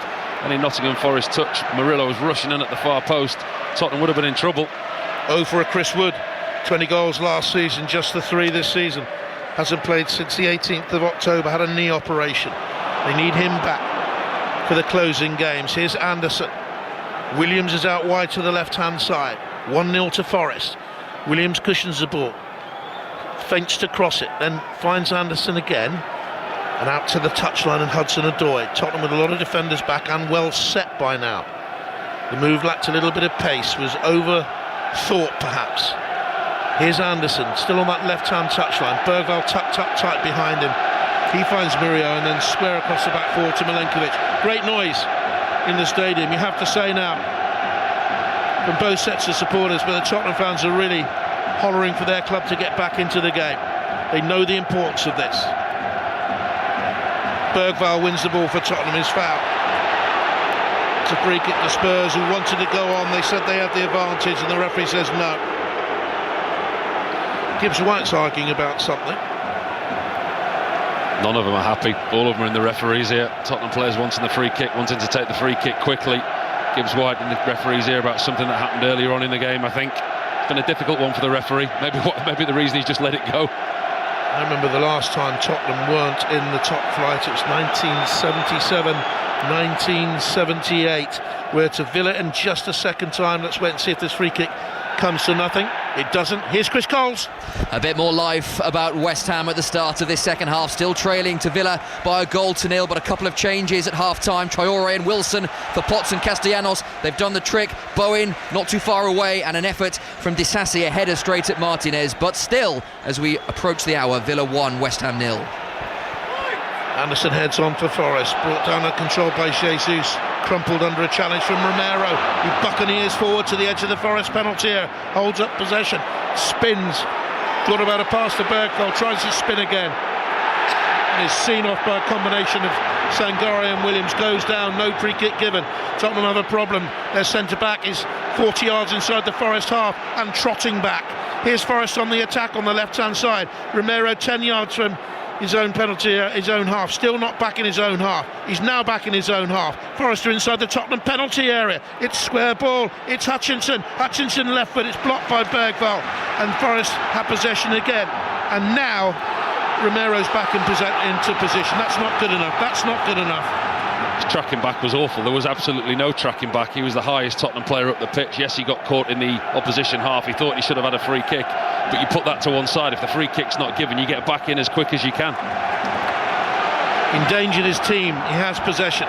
There's no doubt in his qualities. Absolutely, he's gritty, determined, muscular, irresponsible, bit crazy. You were doing so well there. Diego Simeone described him something very similar this week, didn't he? He spoke very, very highly of him. Certainly maybe have had his head turned in that way. Well, I think that's what the rumour machine has it, doesn't it? Romero heading away in the summer. He's got another year left of his contract beyond this one. Here's Richarlison. He telegraphed the pass and Hutchinson was there. And Tottenham Hotspur pressurised now, trailing 1-0, have no fluency in their game whatsoever. It's staccato. Williams for Nottingham Forest, who looks smooth in comparison, with 61 gone on the 1-0 lead on 5 Live. No club football for you in the men's game, but we have Arsenal Chelsea in the Champions League quarter-final for you on Tuesday, build up from 7 o'clock. And here's Gibbs White for Nottingham Forest, hopes to go to the World Cup with England, finds that left-hand side. Hudson-Odoi up through the gears to the byline. Gibbs White! It's 2! It's 2! And it was as simple as that. And when they're taking on his fullback, gets to the dead ball line, pulls it into the middle. Gibbs White with all the freedom of North London between the penalty spot and the 6-yard area, drove beyond Vicario. Tottenham 0, Nottingham Forest 2. Big goal for Nottingham Forest. Works really well down the left-hand side. Callum Hudson-Odoi, I think it is, gets the wrong side of his fullback, gets to the byline, cuts it back into the 6-yard box, and there he is, Morgan Gibbs-White. He's got the freedom of the Tottenham Hotspur Stadium, completely unmarked. Vicario tries in vain to keep it out. It's a really good piece of wing play down the left-hand side.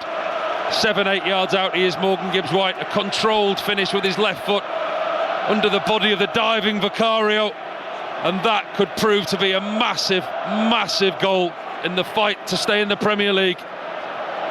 Could the goalkeeper have done better there, Paul? It came at him at a lick, it has to be said. No, listen, he's at his near post. He's cut the angle off to try and cut the initial cross out. The ball's moved across the 6-yard box, across the goal. He has to move his body, get across, and then to his credit, he flings himself at it, and it just hits the underside of his chest. Victory for Forest will take them to 32 points, a point below Leeds, 2 points above Spurs. If West Ham can come back from a goal down at Villa, stays like this, Spurs will be in the relegation zone. Have they got the character in the squad to get out of the relegation zone? Still a long way to go in this game. The Nottingham Forest fans are triumphal in the far left-hand corner of the ground in this wonderful stadium. A stadium built for Champions League football, a stadium built for Premier League title challenges, not a stadium built for second-tier football. But that is a real threat again now, after the little lift in spirits with the draw at Liverpool and the win against Atleti in the week. Jonathan, if they don't get out anything from this game today, they are in big trouble, Tottenham now. Real big trouble after this. Especially the next game is away at Sunderland, buoyant after their win in the derby game against Newcastle. They have a Brighton team who are richly improved in recent weeks. They'll go to a Wolves team heading down, but again, improved. Gray, this game was pivotal for both of these clubs. Win and you go into the remainder buoyant. Lose and despondency could creak into every cell of your body. Tottenham have possession. Bergvall on 5 Live, 64 minutes gone, they're 2-0 down. Porro space the measure across, in it comes, looking for Sarr, well headed away by Milenkovic. I have to say Milenkovic and Murillo have been superb. They've been really good as a parent. Another good piece of defensive play there from Milenkovic. Really good positioning, gets the header in across the near post. Sarr thought he was going to have an opportunity on goal.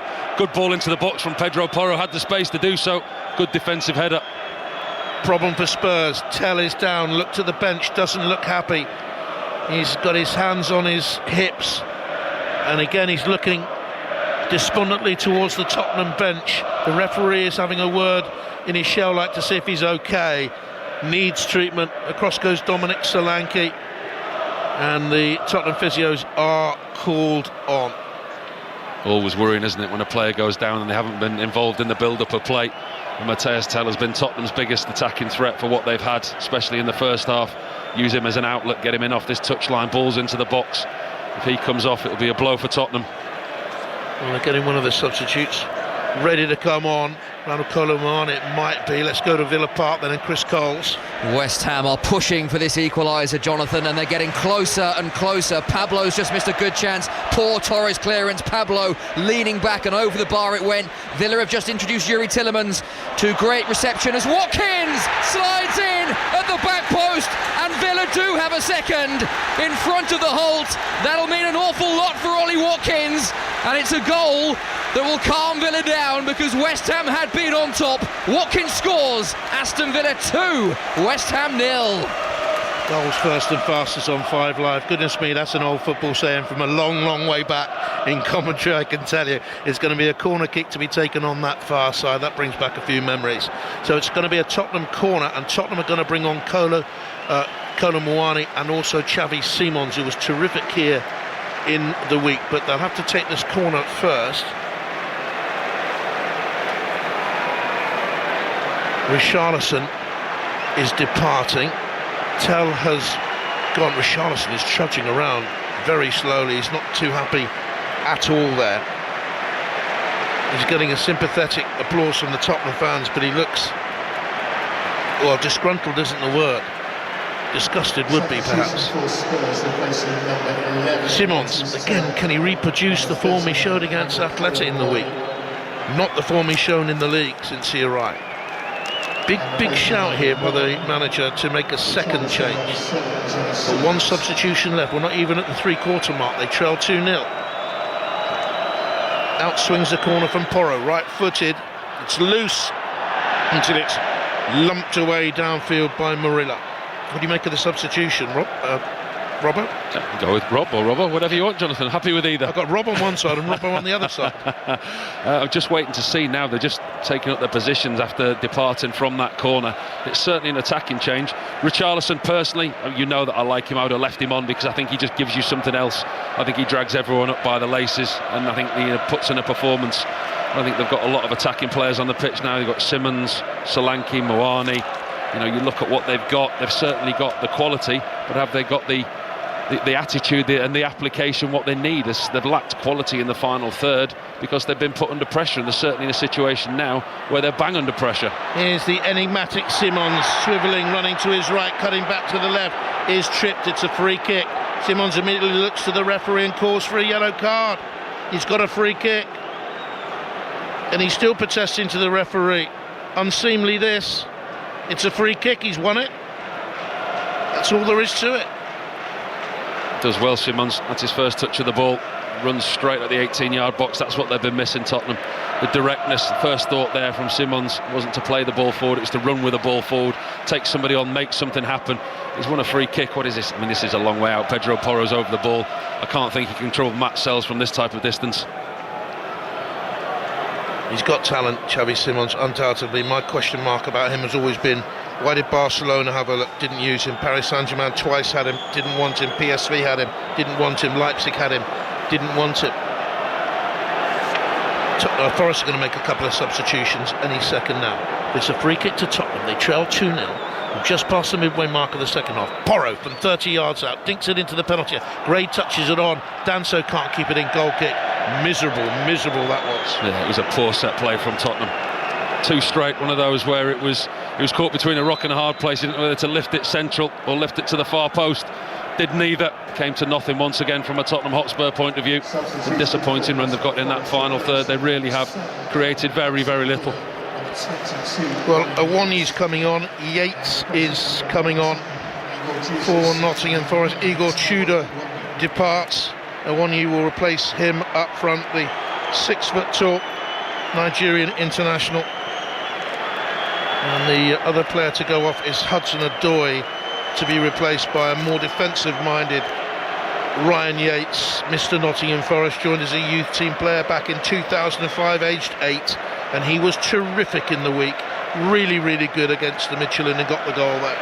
Scored a super goal midweek, didn't he? I think he probably counted himself unlucky not to have started the game today. Certainly give the manager selection problems, along with him and James McAtee. I thought they were excellent in the way that Forest progressed.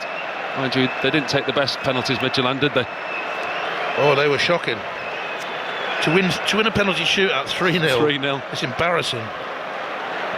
So Forest got on with it with a goal kick, 20 minutes to go. Gibbs White's pushed out further to the left-hand side. Yates in a more central defensive position as Ola Aina cranes his neck to head it away. It's edged on in midfield by Yates and spilled up by Tottenham Hotspur. Have they got what it takes to get back into the game? Both teams had European ventures. Forest had the trip, Tottenham were here.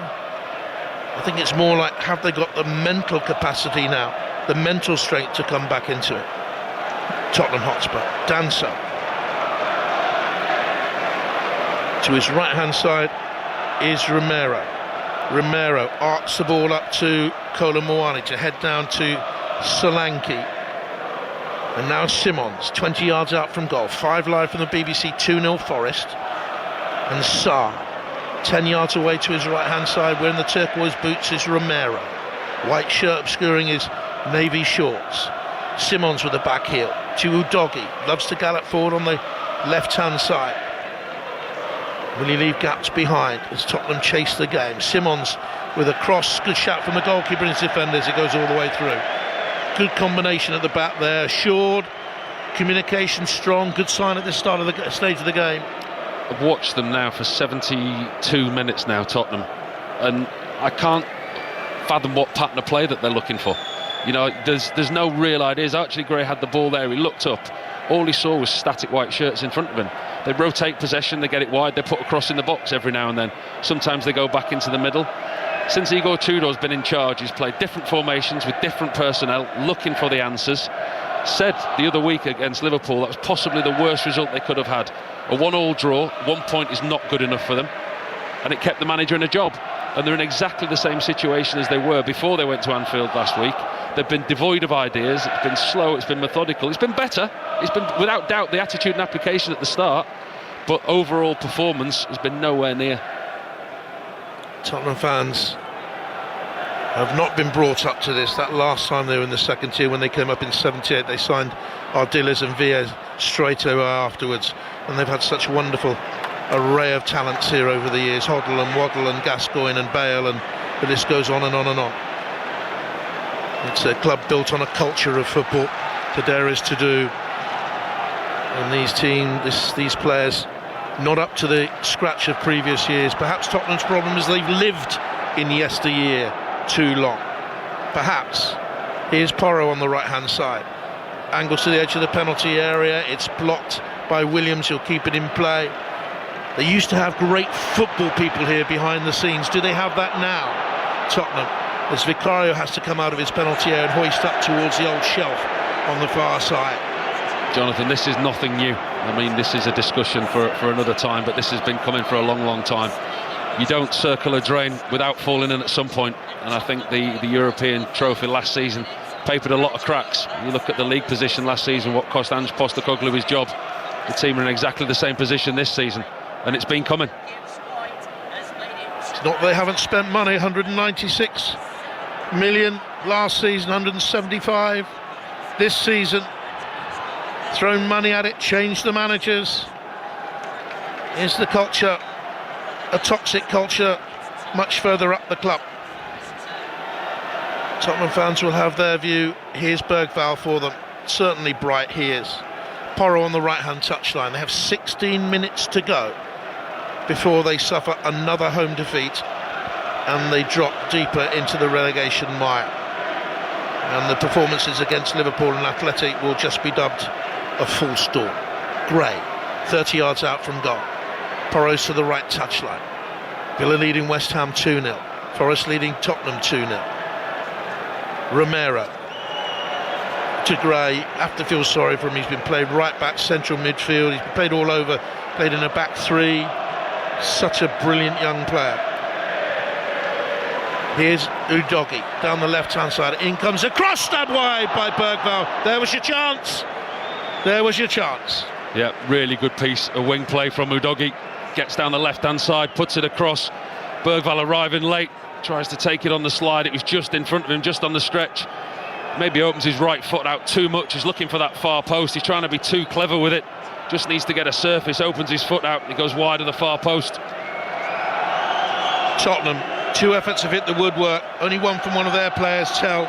Jesus headed against his own woodwork in the first half, but you can actually technically say they've had 1 effort on target in the game. Woodwork doesn't count. I've always thought that was strange, actually. Should it count as an effort on target? Well, you're a goalkeeper. It's all part of the armoury. That's right. It's an extension of the goalkeeper. Here's Romero. And a lot of these Tottenham players, if they do go down, my goodness me, what a culture shock the Championship would be for some of them. Do you think any of them think they're going to stay in it? I think that's been a problem, Jonathan. You look at the back 4, the back 5, they're wanted by Barcelona, Bayern Munich, Atletico Madrid, if you believe what you read in the press, and I think that has been part of the downfall. It's Archie Gray, he's gone beyond his man. Williams, who slipped. Anderson was there, as he so often is for Forest to cover. And while we've been talking about Tottenham's shortcomings, let's talk about Forest's strength. Anderson in there, Sangari very strong, centre-half's brilliant today. It's been a workmanlike performance, but they've taken their chances when they've come. And it's going to be a corner for Tottenham Hotspur. And they've racked up 11 flag kicks in the game. A second ball tossed out onto the ground by Forest fans. And it'll be a corner eventually taken with 13 and a half minutes to go on 5 Live. 0-2 Tottenham. Out swings a disappointing corner that Gibbs heads on Sarr with the effort. It's deflected and came off Sangare and away for a corner kick. He knew nothing about it, but it had beaten the goalkeeper, but the wrong side of the post, so as far as Tottenham are concerned. That was on its way. That really was on its way. Sarr takes on a volley, 19-20 yards on the angle. I think, no, don't shoot, and then he hits it, and it was flying towards the bottom left-hand corner, and Matt Sells' goal came through a crowd of bodies, hit Sangare. Unfortunately for Nottingham Forest, deflects for another corner. Corner kick for Tottenham. Gray busying himself in the 6-yard area, and it comes. It's a firm header up, not quite away, and good shout again from the goalkeeper. Sells to Murillo to leave it to him, and the Belgian international drops on it. The 9th clean sheet for him this season would guarantee Nottingham Forest a huge win, and it would take them a couple of points above Spurs, 3 points above West Ham. It would be massive for them, Nottingham Forest. Vitor Pereira, their coach, unbeaten in 3 Premier League games against Spurs coming into this game. Here's Gray, back to Romero. The point you made, Jonathan, about Forest, about their spine, it's been outstanding today as Tottenham once again give the ball away aimlessly. But you look at that spine of the Nottingham Forest side, they've dug in and they've been resilient. They've played without the ball, they've defended resolutely. Milenkovic, Murillo, Anderson, Sangare, those 4 have stayed pretty central between the width of the 18-yard box and provided that stability for the rest of the team to play from a platform if and when they got the ball going forward. Been a good performance from Nottingham Forest. It will be 13 Premier League games without a win for Tottenham Hotspur, their worst run since 1935. And to your next question, no, I didn't play.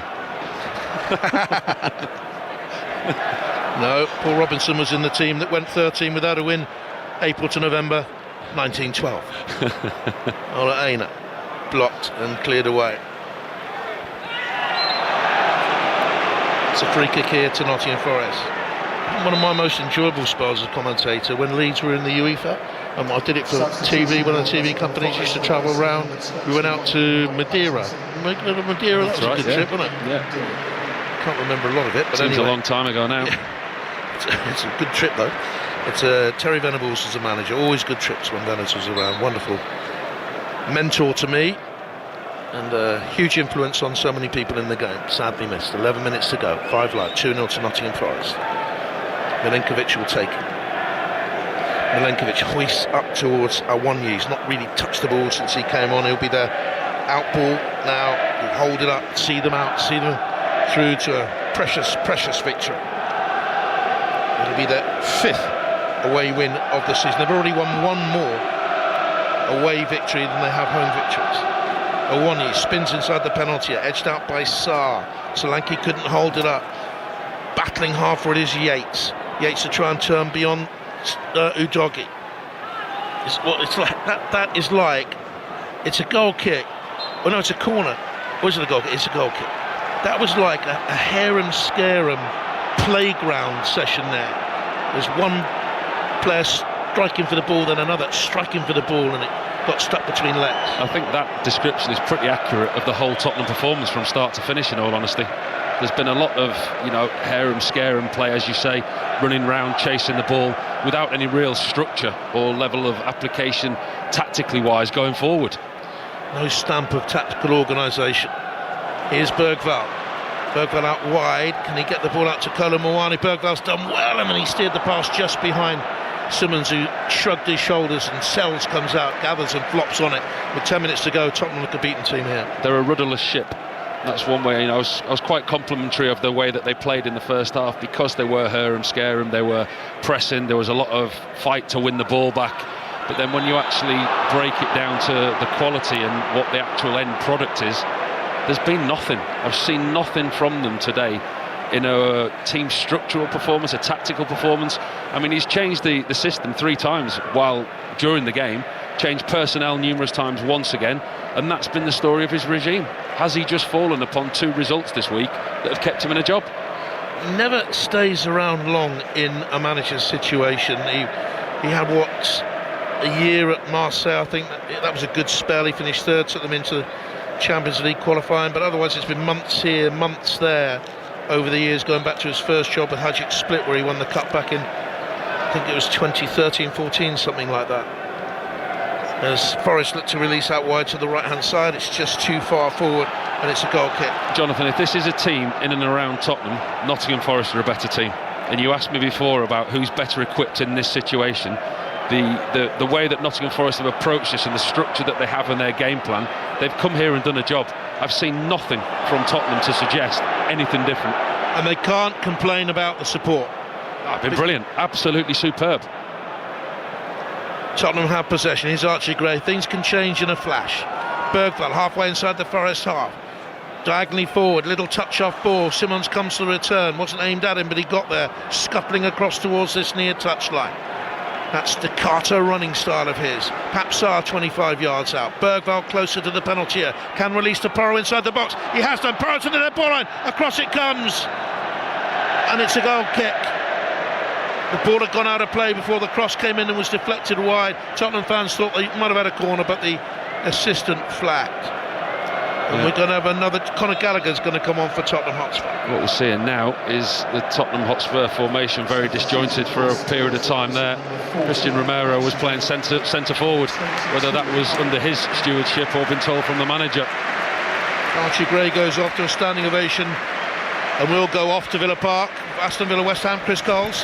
Villa remain 2-0 to the good, and it very much reflects the game because it is all Villa now. That Watkins goal completely taking the wind out of West Ham sails. Villa have come close to a third, Watkins again, and Leon Bailey one of the changes. West Ham's race looks run in this particular game. 4 minutes to play, Villa 2, West Ham 0. Next up for them, the cup tie against Leeds, then it's Wolves at home, Palace away, Everton at home, and then a horrible run for them really. West Ham, Brentford away, Arsenal home, Newcastle away. They finish on the last day of the season against Leeds. That could be winner take all. Leeds still in trouble themselves, so they have a couple of winnable home games, I think. Well, how valuable does that point for Leeds United look last night? I mean, a lot of Leeds United fans went away from Ellen Road thinking it was a missed opportunity, but with results as they are today. Here's Anderson with the ball in, headed away, partially cleared and thumped by Williams. It bounced up. Comfortable save for the goalkeeper, Vicario, who made a very good save early on in the game early on the second half to deny Nico Williams. Romero for Tottenham. Passes out wide to the right. 5.5 to go. Porro on the charge. Porro's cross into the box. Murillo backheels it away. Nothing has got beyond Murillo and Milenkovic in the middle. They've been pillars of strength for Nottingham Forest.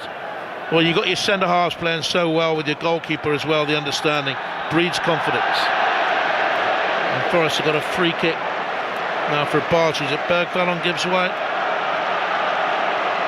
And it's the turn of Ryan Yates over there, flapping his arms to the crowd to get them more noisy, and Murillo too. Something that's come into the game in recent seasons, that players trying to get more support. Not too sure whether I'm a fan of it. You know, you get more support. Play well. Performing well on the pitch. It's amazing how the two go hand in hand, isn't it? Should the supporters gain their strength from the strength of players on the pitch? The answer, of course, is yes, they should. And it's going to be a free kick then to Nottingham Forest, and Matt Sells bangs it long and looks for the lighthouse up front, Taiwo Awoniyi, couldn't hold it up. Gallagher splashes it back just inside the Forest half. Ola Aina clears it away. Looks shaky for periods against Tell. They played over the top. Awoniyi has forced the corner off Danso. And there'll be enough for Nottingham Forest just to do this sort of thing with 4.5 to go. Now that's one for the commentator's view. I'm not sure they've had that one on there before. The lighthouse. What a great description of a centre forward. Tall, isn't he? Big man. I've got in my stats, he's 6 foot. He looks higher. He looks taller than 6 foot. No, he's bigger than that, isn't he? Well, he's taller than Vicario. Vicario's 6'4". That must be a misprint from my computer at home, my typewriter. Going to be corner to Nottingham Forest on that left-hand side. 4 minutes to go. They lead 2-0. In it arcs. Milenkovic jumped, headed away. Importantly, by Romero, charges out trying to get his defenders up, but there's no great urgency for them to get up, and Forest will pump long and away towards the far side again. Gibbs-White is there, battling with Sarr in the air. There's a breakout wide to Williams, brings it under control, sweeps his right foot across to a 1-3-0 to Nottingham Forest in a game that Tottenham had to win, and the Tottenham fans flood out of the Tottenham Hotspur Stadium, flooding away, not in their tens, not in their hundreds, they are flooding away in their thousands. Tottenham a beaten side yet again at this majestic stadium, a stadium that could host Championship football next season. That is a probability with form like this. Tottenham 0, Nottingham Forest 3. As quickly as they came in, they are leaving even quicker. The Tottenham fans came here today full of hope, full of expectation, full of aspiration to get behind their team and support a performance of a team that want to stay in the Premier League. Nottingham Forest have drained that out of everyone. The players, the supporters, they've been excellent today, Nottingham Forest. They've been rigid, they've been hard to beat, and they've hit Tottenham right where it hurts. Again, it's a brilliant delivery from Nico Williams, contender for player of the match without a shadow of a doubt. Spurs defensive line nowhere near where I won years. Simplest of tasks for the big striker who's just come on, and the Lighthouse makes it 3. He's shining bright, the Lighthouse up front. 2 minutes to go. Boos ring around the Tottenham Stadium. Look at the empty seats, Paul Robinson. They've got an international break. Days without a game now. Should they change? Solanke! What a save. That's a fantastic save by Matt Sells. Well, it's a super save from Matt Sells, it really is. There's a goalkeeper's pride in keeping a clean sheet. I mean, that's come from nowhere. A turnover of possession in the midfield, 25 yards out. Solanke lets fly as the ball rises up on the volley. Low and hard to Matt Sells' left. Really good save from the Nottingham Forest goalkeeper. Can Tottenham get on the board? Half of their seats are empty. Most of their fans are in despair. In comes the cross, another good save by Sells, and the header is wide from Kolo Muani. The first save was from Danso, I believe, but Sells is so adamant to keep this clean sheet. Too little too late from a Tottenham point of view. I mean, that's a simple set play, an out-swinging corner into the near post. I think it's Solanke again who gets his head on it. Matt Sells dives to his right, gets 2 hands on it. Muani can't put the rebound on target. Good piece of goalkeeping, 2 good pieces of goalkeeping from Matt Sells. Come back into the side under Vitor Pereira, and he's certainly earned his clean sheet today. It was looking too easy for him. Should they change now, Tottenham, the manager, with this international break, few days?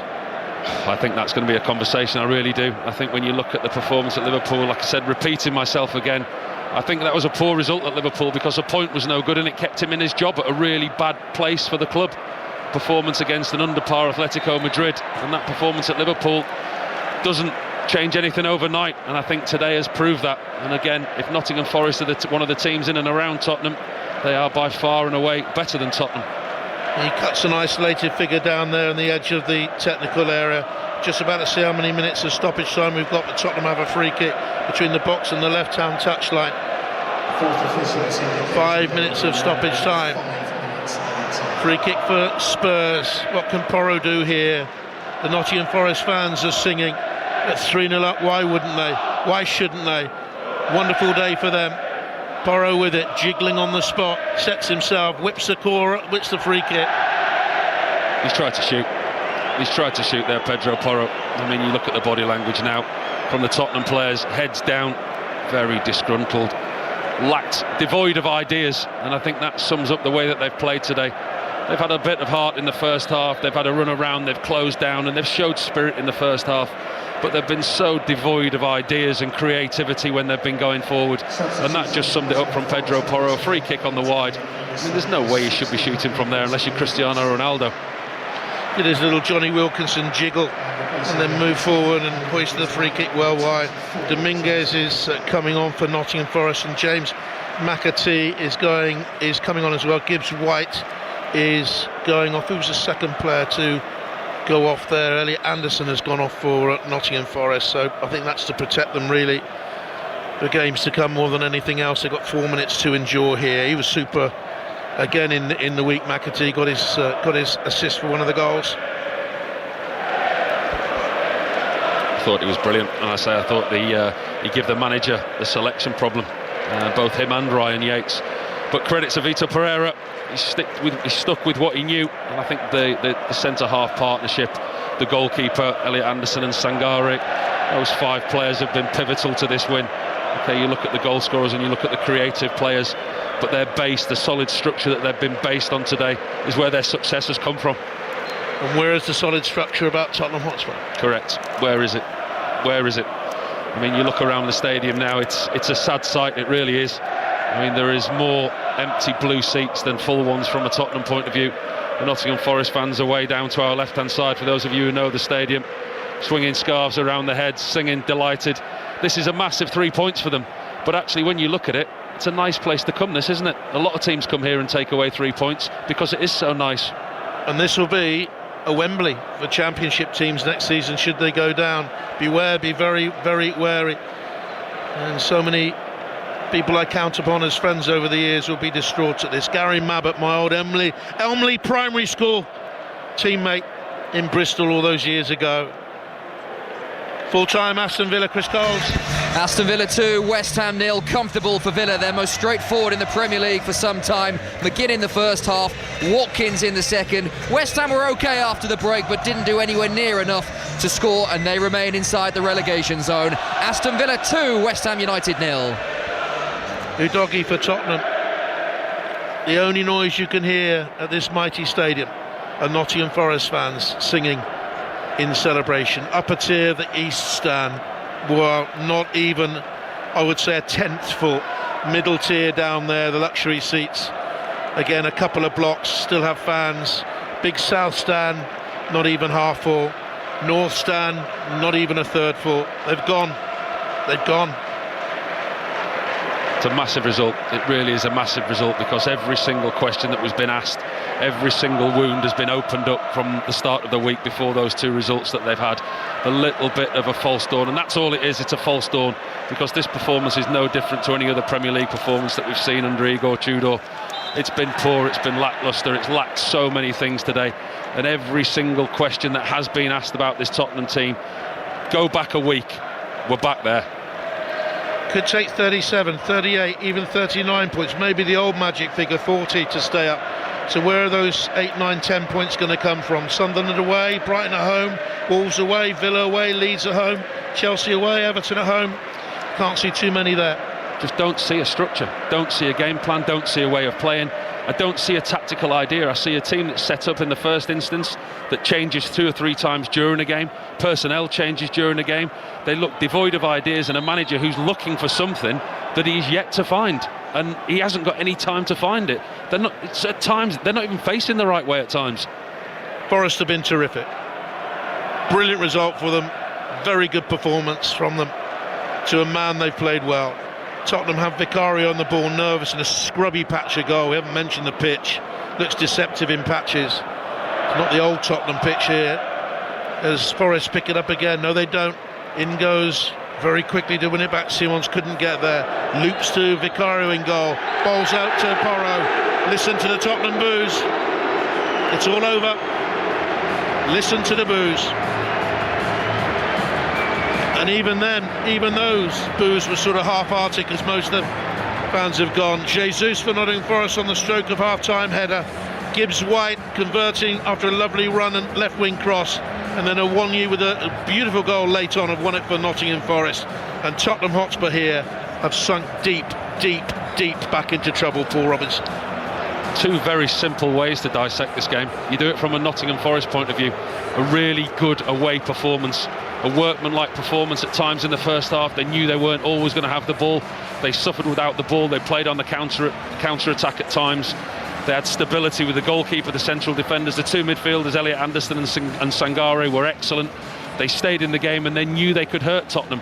And they give Tottenham the sucker punch exactly when it was needed. They played to a game plan, and Vitor Pereira will speak to the media afterwards. He'll say that's how he set his team up, that's what he wanted, and to a man, that's what he got. From Tottenham's point of view, there was a lot of fighting spirit in the first half, buoyed on by a jubilant crowd that were determined to support their team. But when they come to support their team like that, you have to give them something back. and that didn't last from a Tottenham point of view. For all the pressure and territorial advantage that they had towards the end of the first half, they couldn't convert, and the longer this game went, you just felt it was slipping away from them. In the second half, they went back a week. They were tactically devoid of ideas. The manager changed the system 2 or 3 times, changed personnel, and there was nothing there to suggest today that Tottenham can get out of that mess. The result against Liverpool, the result against an under-par Atletico Madrid, 2 clear false dawns. Go back 10 days to when question marks were asked about Igor Tudor's future, about the performance away at Atletico Madrid, because that all reared its ugly head today. Tottenham are a team in trouble. Nottingham Forest go above them in the table and can start to look up. Spurs can peer down into a yawning abyss below them, Steve. Paul, I have to ask you, at this point, would Tottenham be better with or without Igor Tudor for the final few games of this season? Without, and I said that all along, and I said that at the beginning of this week. I think when you look at, again, I'm repeating myself again because I said it in comms, that result and the false dawn against Liverpool papered over no cracks for me. It was the worst result they could have because a point was no good and it kept him in a job. And I think their performance against Atletico Madrid, put that to one side, because they didn't come here to play, they didn't come here to win that game. Rewind 10 days when Tottenham came back from Atletico Madrid and there was question marks about his job. That's where we are again now, because the team just tactically, every single game that he's had, the manager, he's set up in a different way with different personnel. You look at the personnel that he's had, you look at the positions that they've played, you look at the in-game changes that he's made, your players are looking over to the bench going, what, where am I playing? And they get to the final third and there's no quality, there's no movement. Number of times the Tottenham midfielders got into the final third and all they saw was stationary white shirts. There's no fluidity, no creativity, and they just look devoid of ideas. They are bang in trouble. Paul, Jonathan, thank you very much indeed. Tottenham Hotspur 0, Nottingham Forest 3. Forest magnificent.